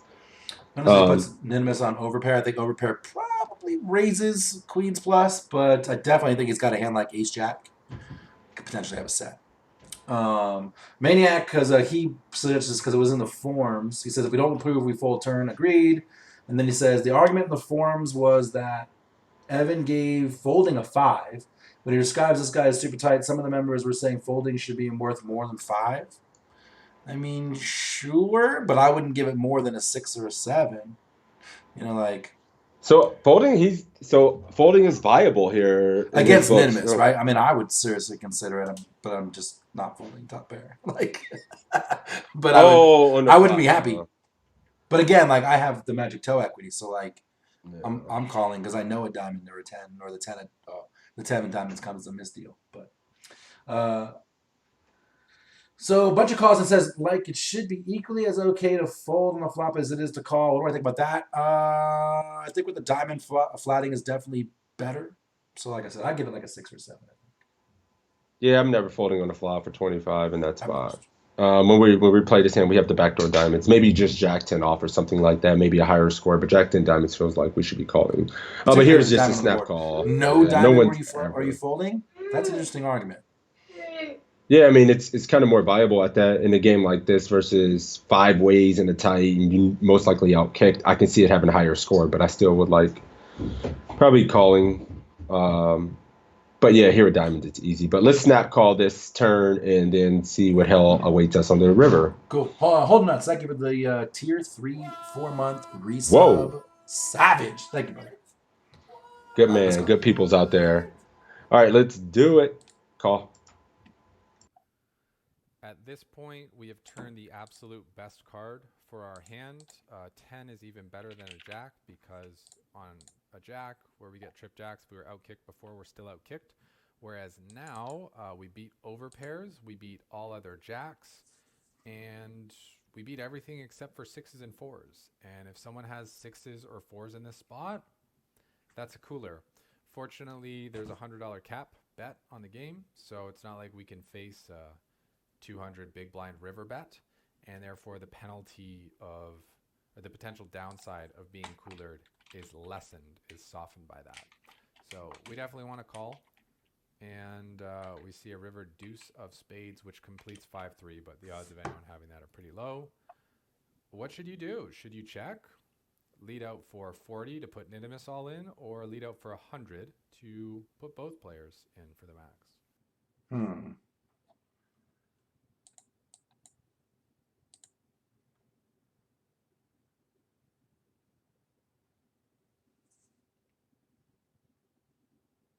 Worse, or do you think they're likely to check? Oops, I got toe muted. Sorry. I don't see why I'd lead now. Yeah, everyone says bet the nuts, 100, good game, bro. If you have a set, good game, yeah. I don't honestly like. I mean, doesn't our range just look so goddamn strong when we lead after calling a pot bet on the turn? We're gonna lose so many one pair hands, and the blaster still might overvalue, like king jack, ace jack. All the overpairs still are gonna maybe think aboard this drive. They're gonna bet anyway, so we're gonna get the max more likely. Then if we bet out, queen jack might fold. This is why cap kind of fucks my game up too, because if it wasn't capped, I would have raised the turn, and then I could barrel river and get value. But since we're capped, we're stuck with flatting, and now donk leading is weird as hell. Right, but I think Minimus is always calling at this point. Well, he's got $40 behind. We don't have to really worry about. I mean, we want to get max value. He's probably going to check back anyway. Bigs, right? That's huge. But I think this is the blaster that we think can still overvalue overvalue top pairs. Whereas if we pot this shit into him, we give him an opportunity to play perfectly, no longer have bluffs and make good folds. I think I'm just checking, dude. And blaster's gonna blast. It just makes no damn sense that we would lead after on the turn and went pot, and then we'd lead on the turn on the dry board into a pot. Like, what's our range to lead? What's our perceived range when we lead here? His no limit is so much more fun. Yeah, I mean, for me, it helps me determine where I'm at. Check. Everybody's saying check in my chat. Check. If somebody goes last, we can obviously pot it. Then we give them an opportunity to bet. I'm just checking. Loki says Blaster is betting anyways. Blaster thinking about Rangers. Yeah, I mean, there's certain hands. I don't know if we pot this shit. I think Queen Jack becomes a super easy fold. Maybe Queen Jack just checks back here, and I think he bets a lot. We have two opponents with an opportunity to bet. I'm checking. I've decided. If I'm thinking about anything and I see somebody lead after we bet 100 lead into me for pot on this board, how does he not have two pairs set or something very strong? What's the worst hand someone is going to lead into me? I agree. I just don't. I hate getting here this way, so I'm a little lost. I like to bet the fucking nuts, and in this scenario, I think I'm probably gonna have to check because of the way it played, and I hate it. Like it's making my skin crawl. Yeah, check makes sense for me. He's batting. Everyone says, Scrappy says, I don't think a goofy player thinks that deeply. I think a weak player calls all his overpairs and his jacks. I guess. I mean, we got to give people some credit for having a brain, but maybe not. Live players check down, even KK here on the river. Very true. People do tighten up on the river sometimes. I get it. But a blaster is maybe the outliner where he's going to overplay some shit. All right, let's do it. You know what you're gonna do? No. All right, I'll give you a second. Everything in my soul wants to bet 100. Pick somebody in the chat. God. It sounds like you got to pick somebody in the chat. All right. Six I got a is the perfect six score is so Army. far, and it's cash game. Like this is a monumental moment for me.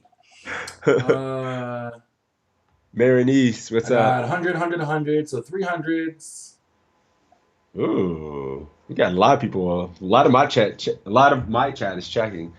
400s. I got a bunch of hundreds in my chat, so I guess we're going 100 because now that I said I'm stuck, hundreds are streaming in my chat. So All right, Army.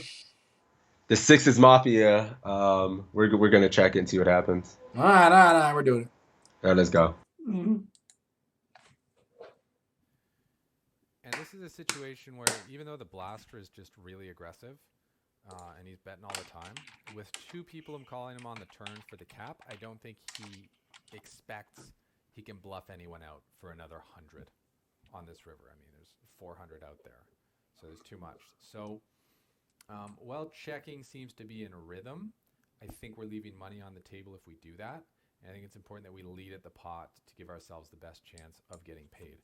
Between 40 and 100, the pot's so big we might as well just go for it. If the blaster happens to have an overpair or a good jack, we're getting paid. And if he has nothing, we were getting nothing from him anyway, and we'll get the same amount from Nidamus regardless. So wheelie for 100, blaster folds, Nidamus calls, and he has ace jack, which made for a very lucky turn card for us. But given the plan we had for the hand, we kind of did everything right. And even the fact that we were really sweating the flop call in the first place shows a lot of poker savvy and poker awareness. So if you had similar thoughts to what I did, your poker mind is very sharp and you're well on your way to getting stacking in them cash games.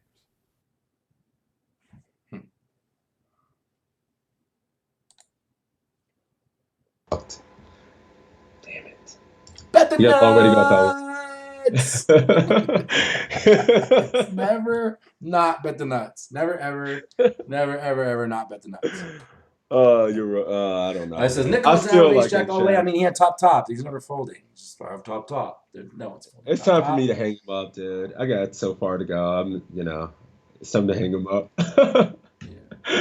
I got a boomer poker brain. Boomer poker. Yeah. I mean, yeah, no one's. That's funny.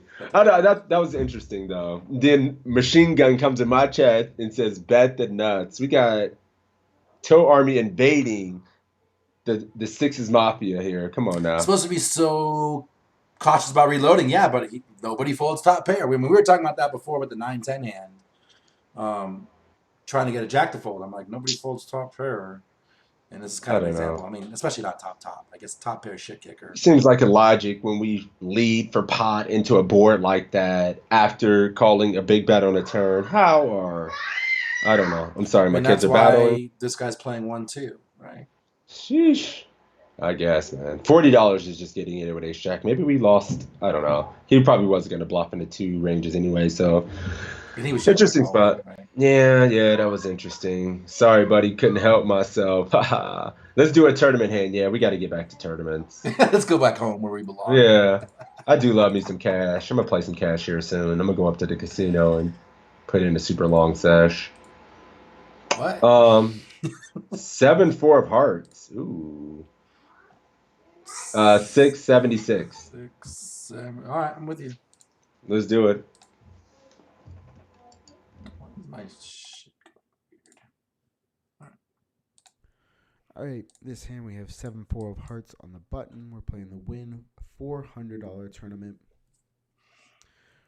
This is going to be a bunch of limps in front of us, and it's going to limp to us here on the button. Should we fold, call, raise to 1,600, or raise to 2,200? All right. What do you guys like here, chat? You're on the button with 7-4 hearts, 2,200 out there, 50 BB deep. Seems like a pretty soft table, and it's probably going to be a soft table and a win 400. I'll tell you that right now. Yep. I live here. What's up, It's Hold'em Nut? I got a bunch of folds. Just folder shove. Handful of calls and a bunch of folds. Break three spot says Marlon 2,200. He just woke up firing today. Machine Gun Marlin out here about to go hard and squeeze. Prime form today. So we got Fallon she says she loves this hand multi-way on the button. He said he would bet 2,200 here, but in game he wants to bet 3,200. Just goes 3,200 and 8x. Just personally, I'm probably just gonna call her. I guess when the more limps we start to see in these pots, the wider we can call. This may be a sort of a stretch. Obviously, we're snapping in like 7-5, 7-6 in a spot like this. 7-4 may be a little bit of a stretch, but I would assume these guys are super weak. So I'm just going to be calling. Why do anything but fold? I don't know. We could, but we're going to play like the fish, you know. Because that's a nice hand with equity for one bet on the button. Yeah, I'm calling. Yeah, I think raising here is a little suicidal, especially with a bunch of limpers. You're always going to get multi-way and super bloated pot. This is one of the rare spots. I'm folding this a lot in game myself, but I mean, I think limping behind here is probably the right answer.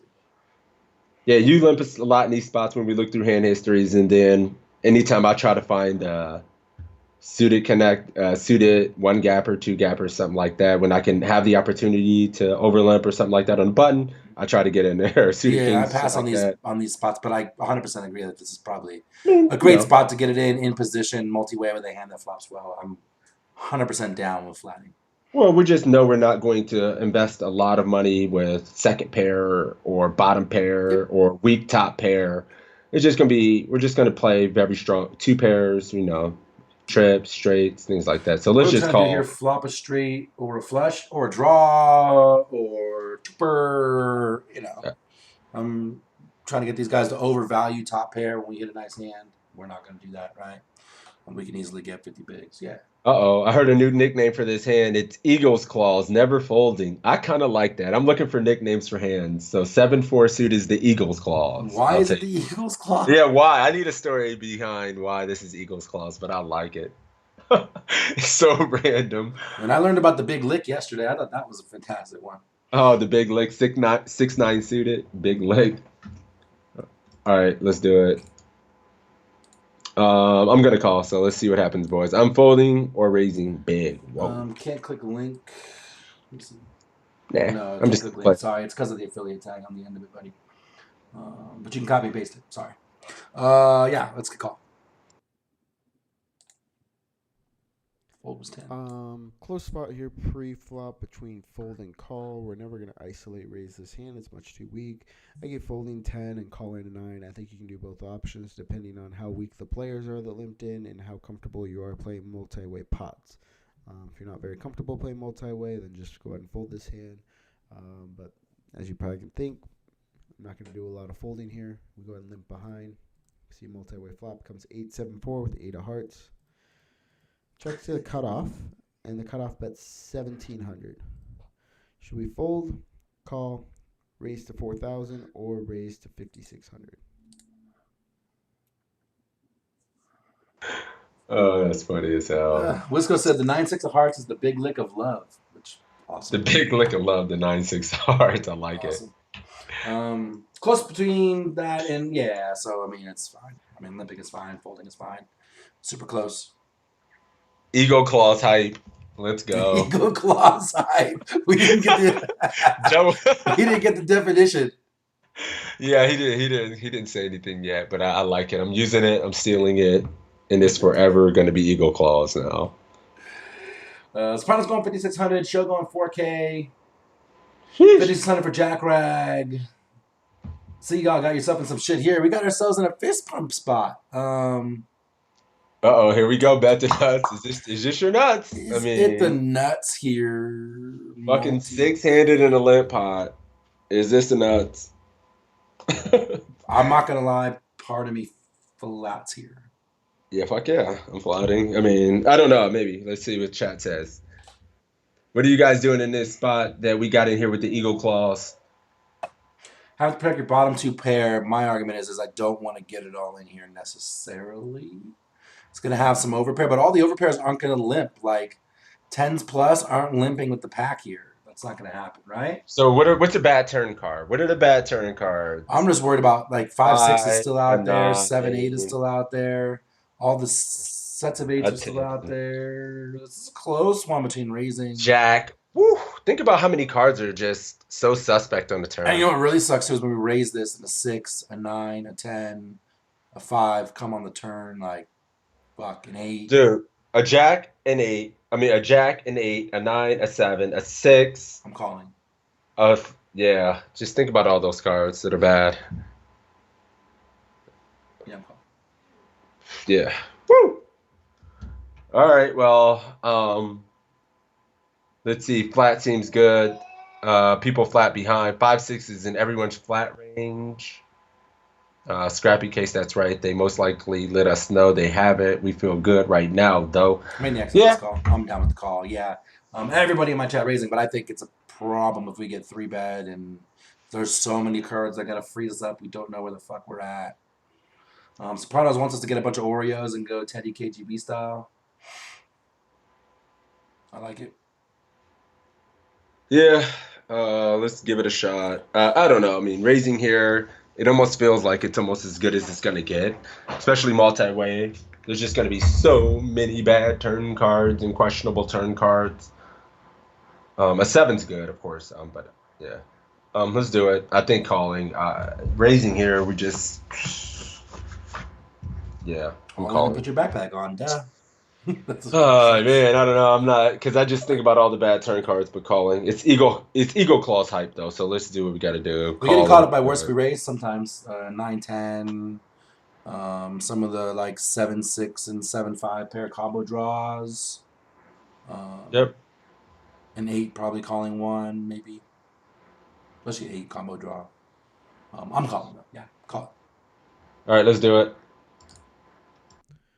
Definitely think we should just be calling here. A lot of hands that still beat us. I think the cutoff, like not know anything about him, he easily could have 16 combinations of 5-6, and he could still have 6 combinations of 8-7 if he's limping the offsuit versions, and then 3 combinations of pocket 4s and pocket 8s, pocket 7s. There's a lot of hands that still beat us, and yeah, I just don't think we get, if we raise, I think a hand like Ace-8 is just going to fold.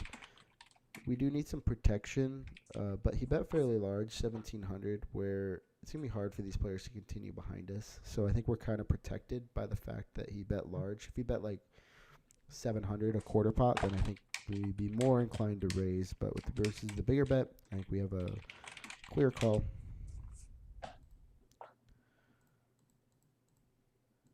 And the turn is the 6 of diamonds. And our opponent checks to us. Should we check, bet 1,500, bet 3,000, or bet 5,000?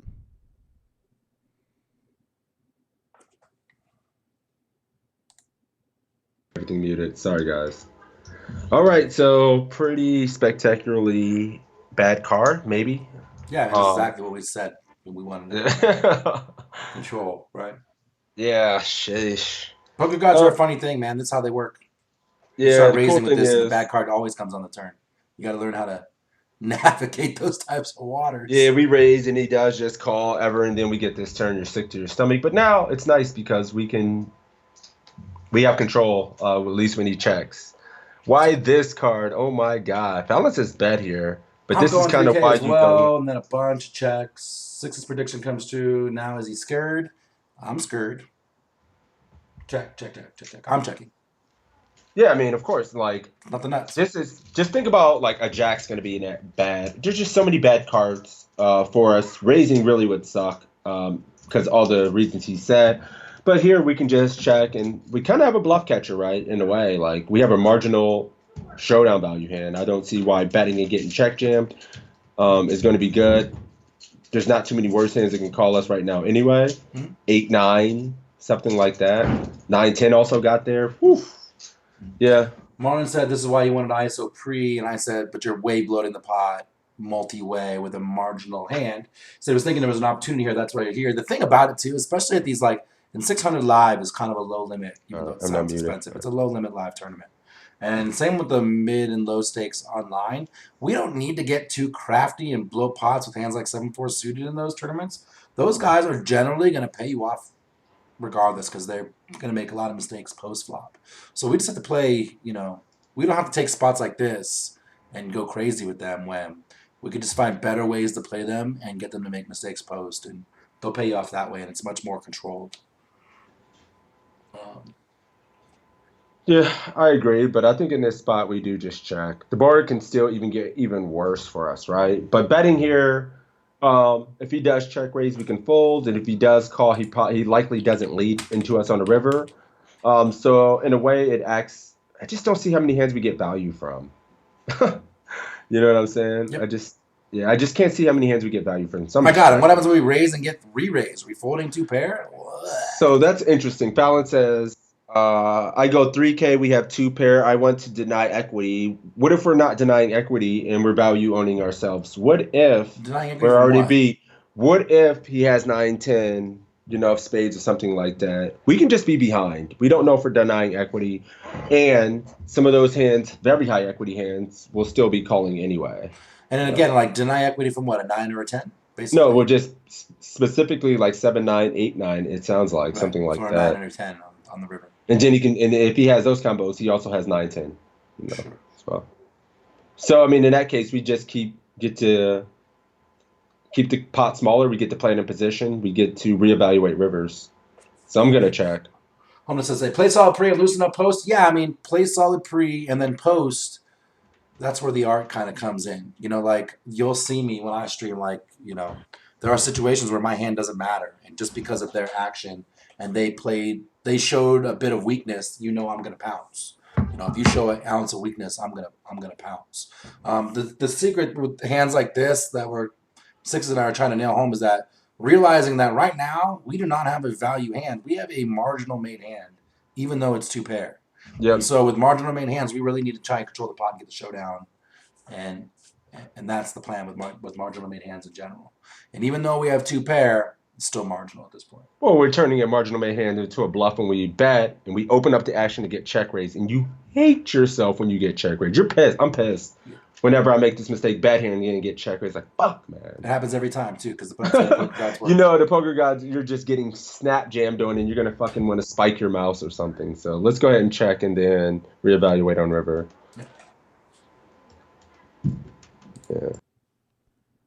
Interesting spot here on the turn. I don't expect him to check a 5 here very often, but he can still check all those hands on the flop that beat us. Like he still have 8-7, pocket 8s, pocket 7s, pocket 6s. He might check pocket 4s.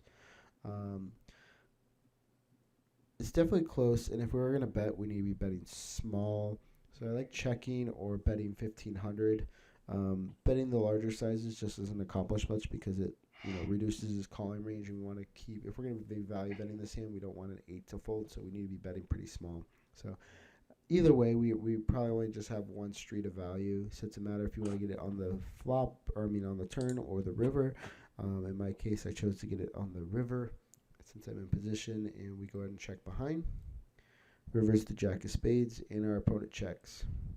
Should we check, bet 1500, bet 3000, or bet 5000?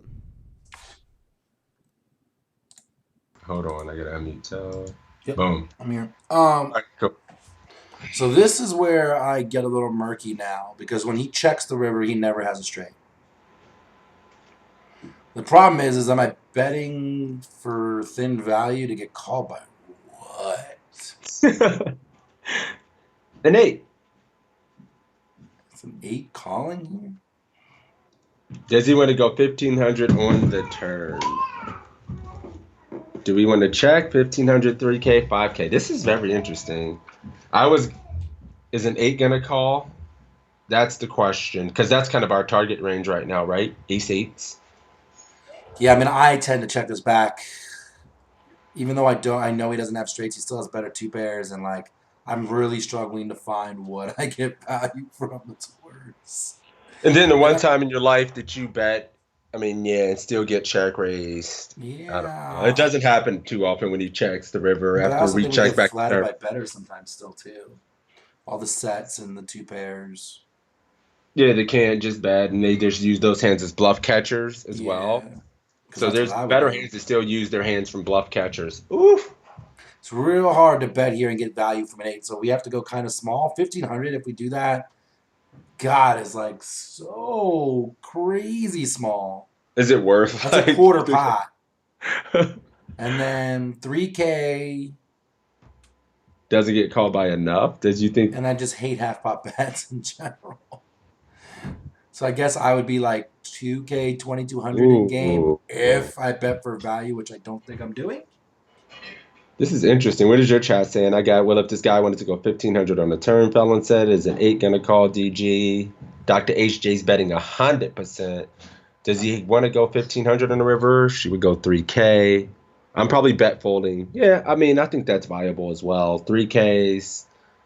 And if you're not value earning yourself enough, you're not doing it right. Yeah. Here it is. I love that. You don't value time yourself enough. You're not doing it right. That's good. I like that. That's funny. Quarter pot. 8, 10, 10, 7, and maybe Jack 10. Yeah. I mean, I agree there are some. God.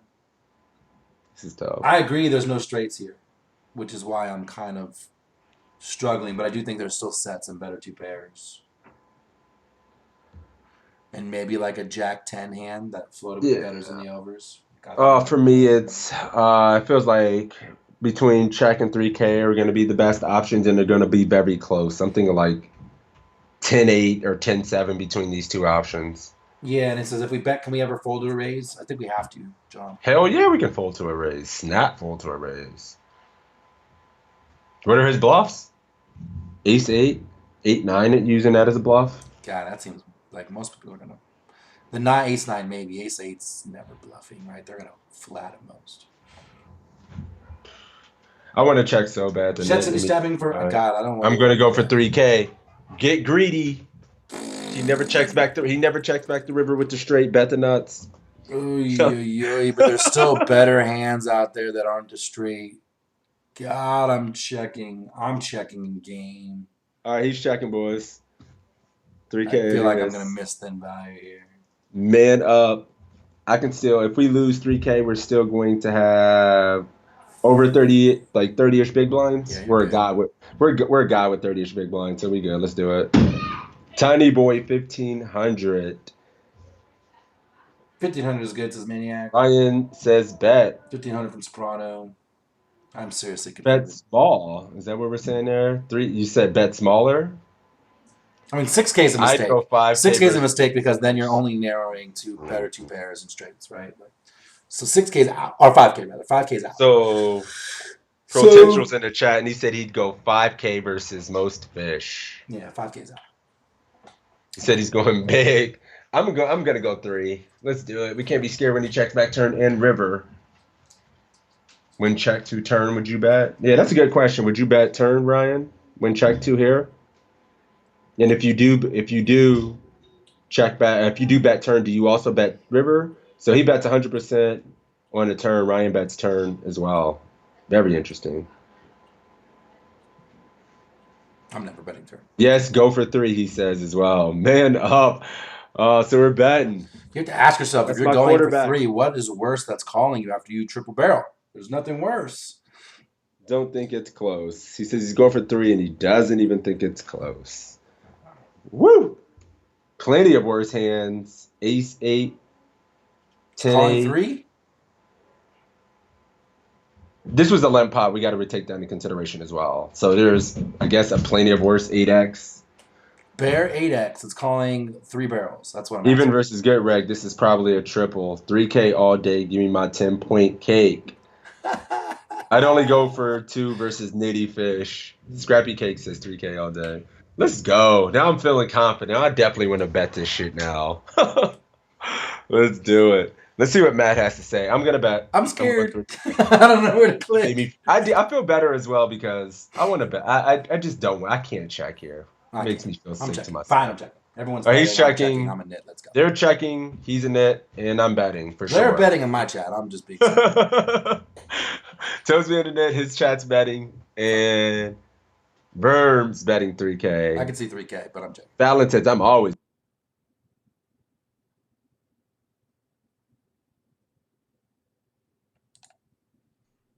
Now I think we have a pretty clear value bet. Then he's checked twice. Yeah, I definitely think we should be value betting 2 pair here.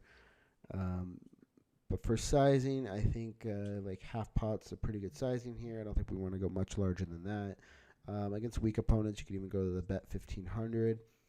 But in general, just don't be betting too large here. And so I really like the 3000 size. Get value from Ace 8.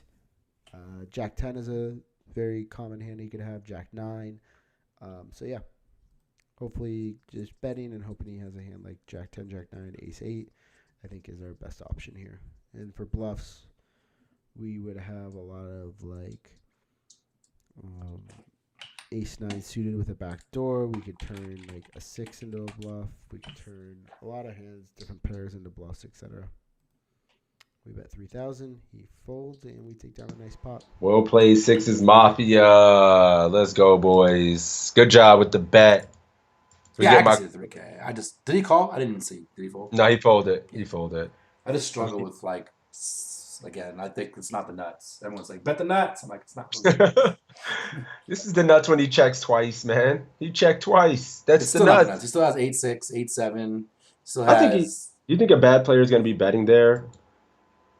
Most of doing well in low stakes was going for value consistently and getting thin value as often as you can. Oh, I could definitely see getting 3. That is from Ryan himself, my quarterback.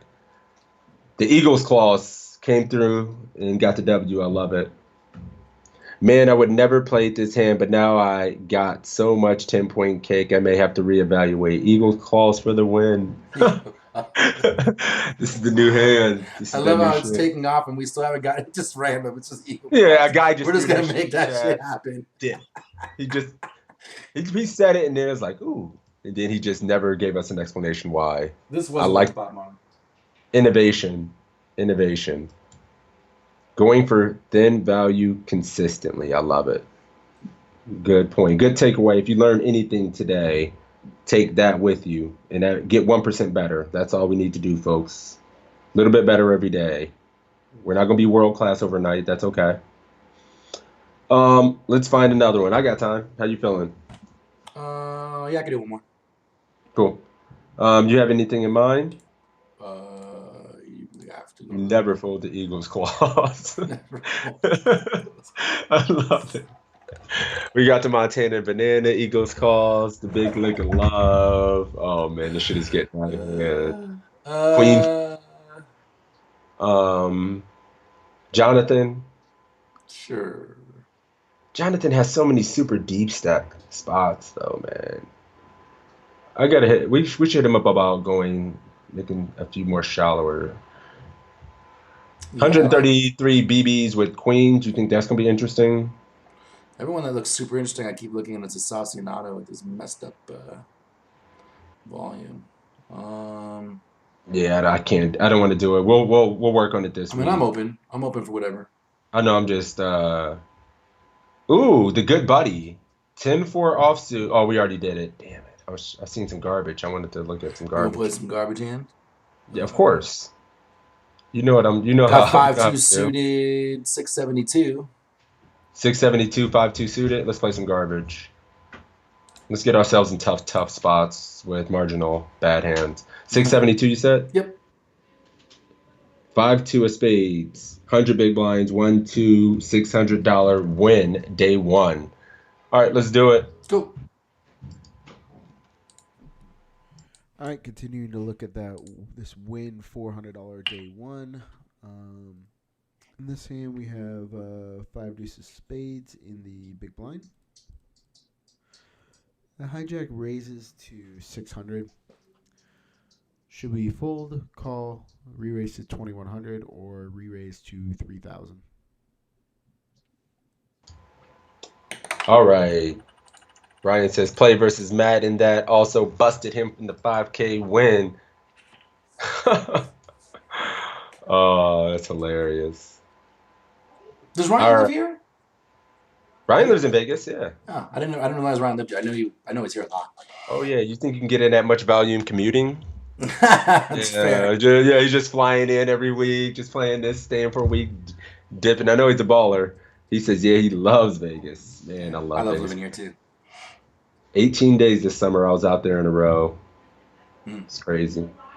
All right. It's cold out here right now, man. Well, I mean, it's colder for you. Oh, it's cold. It's nice here today. It's like fucking 58 or something. Yeah.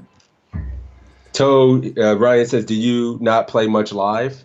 I play a lot, not much live. I did play some of this win stuff. I played the main, the 1750 main or whatever it was, and I played a decent amount during the series, you know. But I don't play as much live, Ryan. I need to get out more. So we try to get him out more. Yeah. We're trying to start a GoFundMe in our group for him to go play more. Just like, we'll buy up all your equity. Just go. Yeah, I should. He says I play every 600 plus, some of the 400s, and there's a $600 300K today. Ooh, ruh-roh. Oh, that actually sounds pretty nice. I know. For me, I'm just calling this. Oh, I should give everybody else the Bel Air hand. The Bel Air. I like it. Day 2 on Monday. See so you can steal Sunday grind if you bag. Day 2's on Monday, so if you make day 2, you don't have to sell me. Yeah, so you can play Sunday as well if you make day 2. You know we'll buy some of that action, so do what you got to do. I got to talk to the wife. That's what I got to do. Yeah, right.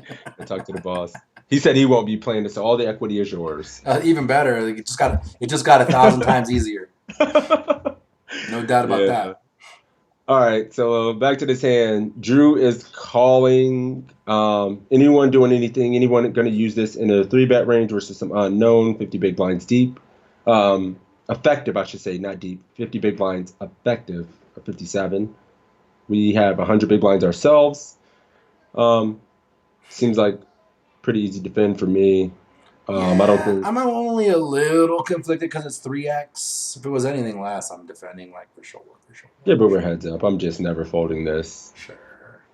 Yeah, we can't fold this anymore. Sure, I'm down. Yeah, I got to talk you into these super light pills. I'm down. Yeah. All right, let's do it. We are going to peel. Seems like no one has a really discussion here. Nobody's doing much different, so we're going to call and see what happens. Let's do it. Very close spot pre-flop here. If he made it 500, it'd be a pure call, and we'd always call. Given he raised to 600, we're definitely going to be folding this hand sometimes, but the fact that he's an unknown really makes me want to call, just because he's an unknown. He's probably going to make mistakes post-flop, so I do call. We should never 3-bet this hand. So I call because it's unknown, but against a player that's competent, that you know is a decent player, should probably fold to the 3x, call when he makes it 2.5x. Flop comes 7-5 for Rainbow. Should we check, bet 500, bet 1,000, or bet 1,500? All right. 10 to fold. I'd probably reverse it, but Ryan says it's likely for most people to fold. Likely best for most people to fold. Understandable. Yeah, I mean, it was kind of, he's reiterated exactly what I said, right? Like, if this was any less, I'm calling for sure. 3x has me a little iffy, but yeah, I'm calling. Sure. I mean, you're good enough.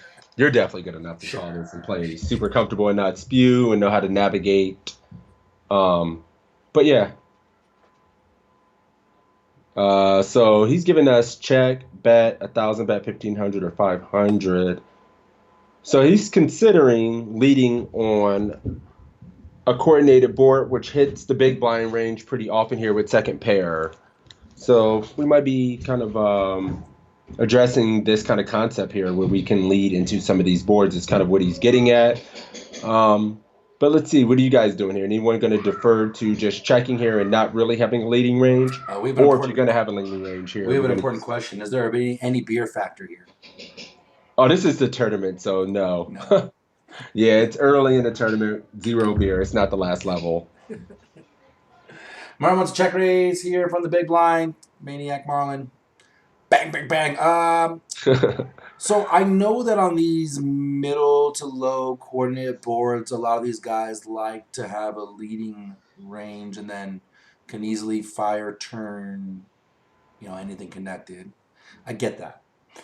For me, I struggle turning a hand like second pair into a bluff and really go back into that like marginal hand, trying to get the showdown now. So I'm going to check call a lot. Right, and it seems like a board that we may see a lot of one and dones, right? It feels like he's going to c-bet, over c-bet on a board like this. We have a very easy pill to get to the turn, and he feels like the board's going to just run out in our favor a lot where we can lead a lot more turns as well and have a lead option on some turns as an option, or he's just going to check a lot of turns. So,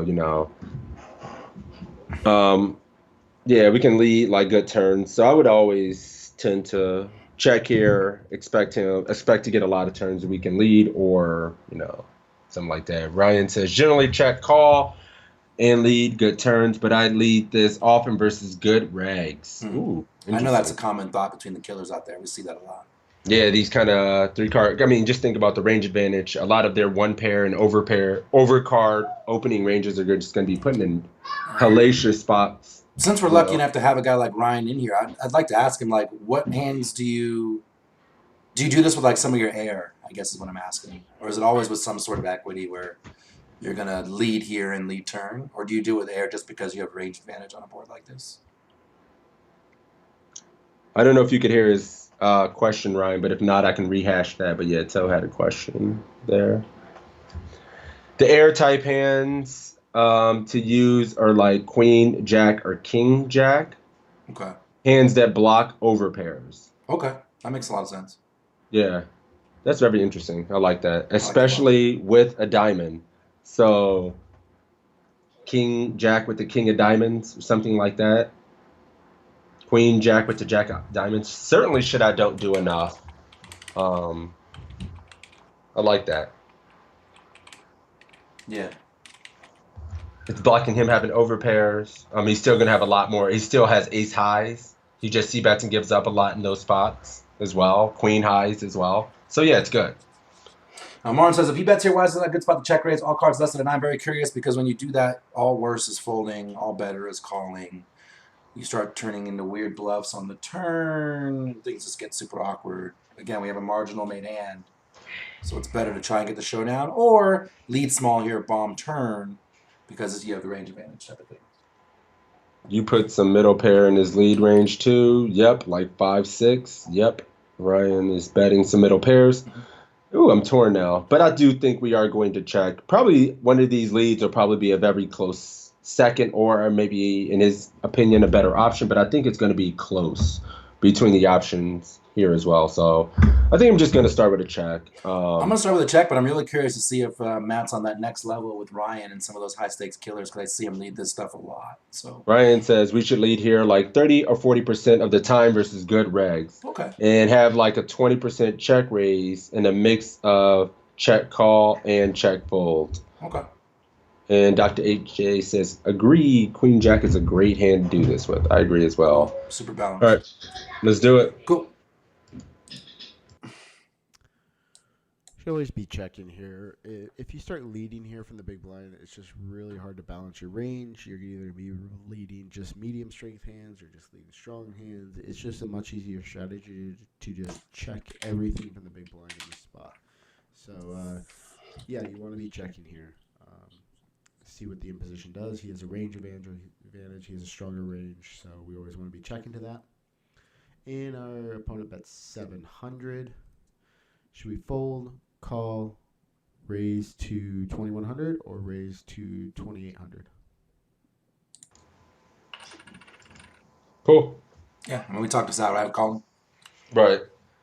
He said he shouldn't really ever have leading range or anything here because it's hard to balance.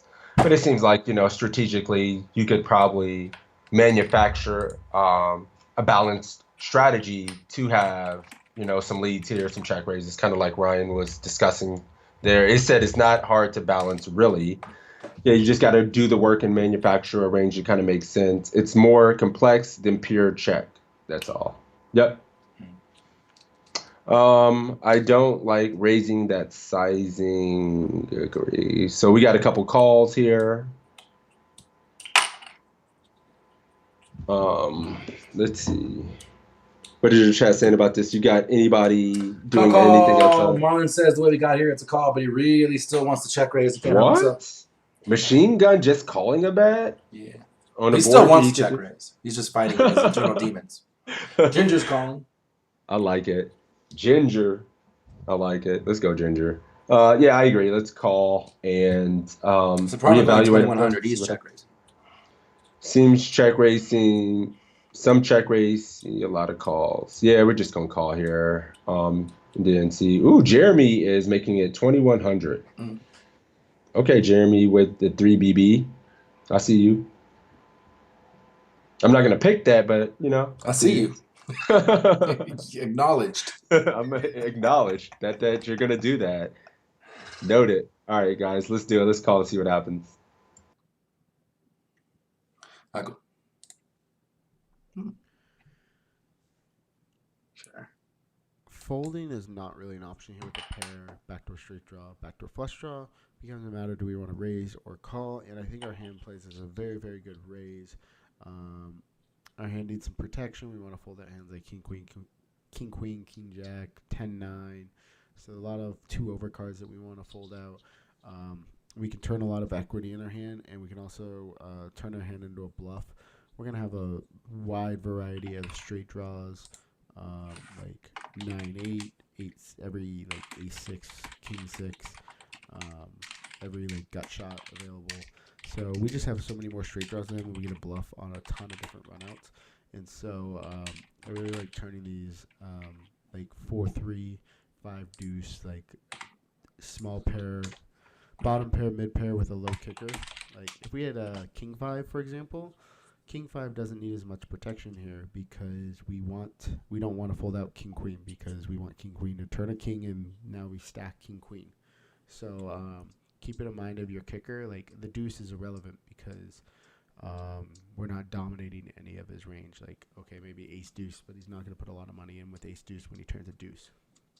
And so, and like 10-5 for that example too, because like 10-9 is part of his betting range here. Like that hand doesn't need as much protection. So keep in mind how much protection your hand needs. And we just get to raise a bunch of these hands because we have all the 8-6 off. All the 8-6 suited. He doesn't probably raise them all. We have hands like 7-5 suited, 5-4 suited that he might not have at all frequencies. And yeah, we get a raise here a decent amount. This should be a high check raise frequency board. We should probably be raising here like 20% of the time. We make it 2100. And our opponent calls. And the turn is a 6 of hearts. Should we check? Bet 1500, bet 2800, or bet 5600? All right, man. Yeah, things get weird on the turn. I don't know, man. I'd rather check, call, and then lead this turn.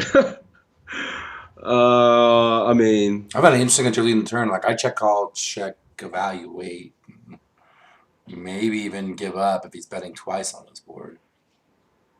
I don't know. I'd probably lead this turn, but If I had nothing, I'm more likely to bluff this than when I have this hand for some reason. Yeah, I can have some showdown. I mean, I think the premise is at that point we can make any overpair, or we can make a lot of hands fold, and there are hands better than ours fold at this point. So I'm definitely going to probably lead this. Queen 5 of spades, ace 5 of spades. I don't know, man. Yeah, I think that we have to turn our hand into a bluff at this point, kind I of. mean, I'm leading as played. Yeah, this is a small barrel to set up a river jam as played, but we should check, call, and then lead. Is Ryan's opinion on how we should play the hand? That's probably what I would do here. I really like that as a lot, given the number of runouts that really help us. And it really binds up a lot of his range as well, where we're just going to have so many more straights, straights, whatnot. 5,600. Don't be scared, says Oki. I don't think we need to go 56. Like, I'm probably going. I think I'm going 28. So what does that do? 56 plus this in the pot. So yeah, we'll be able to just jam. I mean, Dan, look at his stack. What's going to be behind? So yeah, we're going to be able to jam. So if we go 1,500, that puts in 350, 88. Ooh. I mean, we can go really small here and then just jam. If we go 15, right? Look at how much he has behind. There's going to be 87, and he's going to have 82 behind. Yeah. I kind of like 15. Think about the SPR it sets up. 28 puts in so many more chips, and if we bet small and get the same result, where we can still set up a river jam, do we just like that? 2,800, I don't know. If we go 28 and he calls that, is his range more condensed, and we have less fold equity on rivers if he does call? I just feel like 1,500 is so small. But I guess what are we targeting to fold? What calls a check raise? I guess like if I was trying to get ace high to fold, we can go 1,500 because you can sneeze on the pot and they're gonna fold. I think I like 1,500 to go But what double calls barrel a more. check raise that then folds to 1,500? Like It sets up a bigger river jam, as Ryan says. 1,500, so we have to jam more on the river.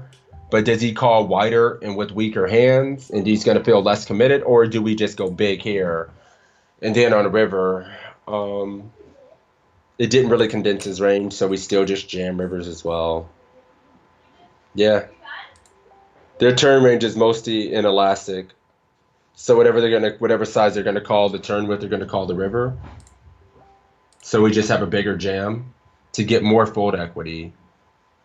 So we want to set up a larger river jam to get more fold equity. Interesting. Ooh, that's some next. So go level up shit. 1,500 and then just rip it. And we probably, their range is inelastic, so they're going to call with whatever anyway. Huh. That makes sense. I like it, yeah. So go small here, not 28. Especially how shallow he is. Because think about how shallow he is. He's got I 93. never really thought about it that way. Set up to get a bigger jam on the river to make more fold equities. Some sexy ass thinking. Yeah, I Never like thought it. about That's it what that way. it says. So Yeah, we see 28. All right. 1,500 if you're firing all in on the river. It's a common strategy by mid plus regs. Nice. All right, well, let's see what Matt thinks about this hand. Everybody's got a different opinion, and let's see if Matt wants to use the larger size check or what when we check raise. I doubt he's going to want to check, but we shall see. He likes 15. I'm just seeing if we got any other. Jeremy's going to go 2,800. Jeremy nailed it with the 2,100 check raise, so let's see what happens here. All right, boys, let's do it. All right. I guess I'm going 1,500 just because it sounded sexy. And I don't have much in the I chat, know so. it. I like it. Let's see. So I feel like most common instinct here is to bet large or check. But in reality, I think this is really going to be a pure bet small. I think we're just going to bet small with everything that we check raise with. And the reason we want to bet small is this card is really, really good for our range. We have a lot more like King 8 suited, Queen 8 suited, Jack 8 suited that he doesn't raise. We have some Ace 8 off, King 8 off that he doesn't raise that we defended from the big blind. So we make a lot more straights here. And we have some like Ace 3 backdoors that we check raise. And the reason we don't want to bomb it is just because he should be folding everything. And while it's a good thing to look at the stack to pot ratio here, and we still want to be betting with hands like pocket sixes, pocket fives, pocket fours, 7-6, 5-4. We still have all these two pairs, and we want to leverage the fact that we have a lot of straights and allow us to bet those hands as well. So I said betting 2,800 was the best, and then betting 1,500 was the next best. And then those both, like, the stack to pot ratio is only less than 2 to 1, so we can get all the money in by the river. Checking is the worst option here. I think we should just bet with every single hand that we check raise with on this card. So I bet 2,800. Our opponent shoves, and we have an easy fold. Yeah, nothing we can really do against the shove, so our bluff doesn't get through. But really liked how we played this hand, and look for these check raise spots and turn barrels to pick up a lot of pots from the big blind. Right. Well, that sucked. Matt's voice is really low. I'm sorry about that. I got the volume maxed up. It's actually really low for me listening to it directly, too. Yeah, same here. So I apologize about that, Bullet. Good morning and welcome. In my life, this guy has 8. And Ryan says, I like 28 from a pure theory, but 1,500 for exploit. So he's acknowledging the fact that the 1,500 sets up the higher, more fold equity on the river, but it's more exploitative. You know, it's all about the production. And, you know, Ryan's super exploitative, right? That's where he makes all his money. That's where he makes his millions. That's how he wins Poker beast, Masters. man. Yeah, Ryan is a beast, my dude. All right, how you feeling? What's time looking like for you? I got a book. I got a wife that's gonna kill me. Unless you want to pull up a marked hand and do a marked hand. Nah, yeah, I don't even have my stuff open, but we will start doing marked hands and such. We'll both bring one marked hand next week that we found very interesting to the table next week. So, you know, stay tuned for that. Tomorrow will be my 2-year streaming anniversary. What? Yeah. Tomorrow's my 2-year streaming anniversary. So I'm super excited about that. Gonna play my heart out, put in a nice long session. Enjoy Twitch poker, man. I love doing this. I love poker. I love streaming, and I really appreciate a grizzled Twitch veteran. I know, man. I'm a withered ass Twitch rag now. So, you know, we've been through some ups and downs, but nothing changes is my love for the game and my appreciation for you guys. So we'll be back tomorrow, and yeah, it's also a 1-year anniversary since we got second in the 150K and the 10K, 20K. And you got a second tomorrow last night and a first the night before. It's fate. Yeah, I mean, well, those are 6 max. You know, I'm a 6 max NTT god. I did good in the 6 max last night too. That was 6 max. I love them. All right, who's who won? Giveaway? Yeah, who won? I honestly wasn't paying attention or don't know. I got a 33. I ran it last week. I mean, I'll donate to the cause. You run it? Yeah. All right, cool, guys. Make sure to go give my man Toe a follow. I'm gonna, ship you guys over there. He's gonna run a $10 giveaway for anyone who wants to enter. Remember, explanation point PC in the chat. Access to quizzes. You get 25 free quizzes just for signing up. Also free charts, whatnot. Ton of coaches and whatnot. But yeah, make sure to check it out, guys. And I will send you guys over to Toe. And have a good night, guys. Good night. Good day.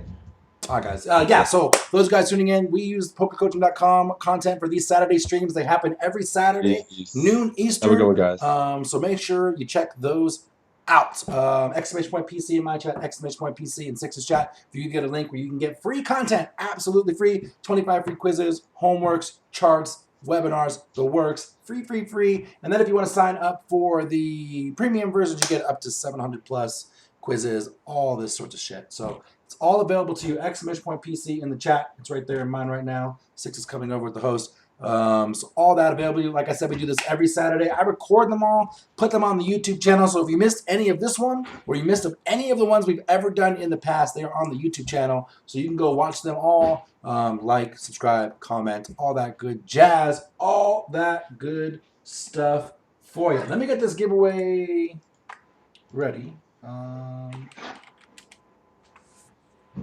Because I'm a little bit behind. Give me 2 seconds to log in.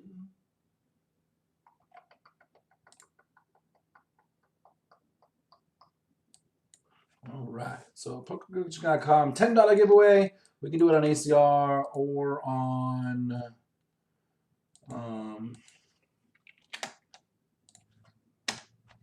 PayPal, either way, works for me. We're going to get that giveaway started now. I'll give you guys a second to load up. Also, like we were saying, streaming tomorrow, playing Big Sunday, all the bear guarantees, last Sunday of the year.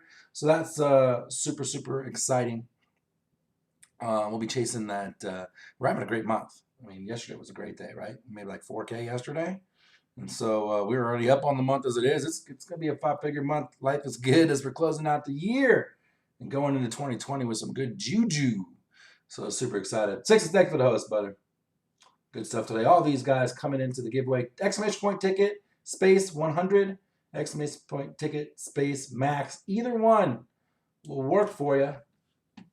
We'll give you guys a few minutes to get in there. Right now we got Humps in there, Holding Nuts, Okie Rain, 35 Marlin, Wisco, Ginger, Messina's Joe Cyrus, Quark, and Cell. Be careful. Quark wins all the giveaways.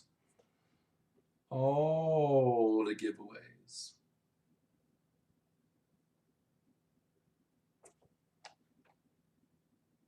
What? Hang on a second. If they're going to do give at everyone, shit, where are my mods? Give 100 to at Seppi. Oh, Scrappy, not Seppi. Let's see if that works. Give points. Give points 100 at everyone. Does that work? No. All right, let's try that again. Give points at Scrappy. I got you, Scrappy. I got you. I'll make them so that everybody can get in. What the fuck? Oh, shit. Let's try this again. You can see how often I do this. At Scrappy 100. I don't even have it. Did it work? Booyah! We don't die, we multiply. I'm trying. At Dr. Wonder. There you go. You're in now, Scrappy. You're in now. Oh, not Scrappy. Give points at Scrappy 100. There you go. God damn it. Why can't I type give points for poor Scrappy? It's controversy, Scrappy. It's the man against you. There you go, buddy. There you go. Give you a second to join up after all that work. After all that work and terrible show.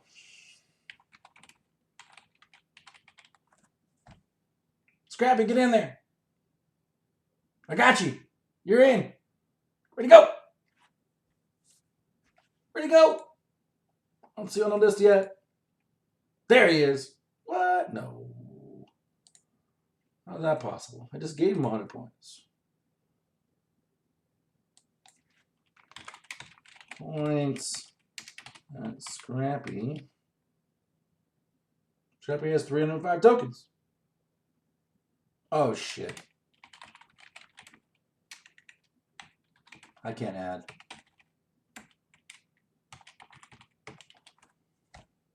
There you go. Oh, fucking hell. The hell? Give points. God. If I could just add you in manually, Scrappy, I would do that at this point. But I suck. So someone put exclamation point pro in the chat just to keep me. There you go, Scrappy. You're good. And he's in! Son of a bitch! All right, we're running the giveaway. Fucking hell. Bang, we did it. Thank you, Cyrus. I deserve that one. All right, close the giveaway. Draw winner. Machinist Joe. How is it not Scrappy? Like, Scrappy just deserves to get that one.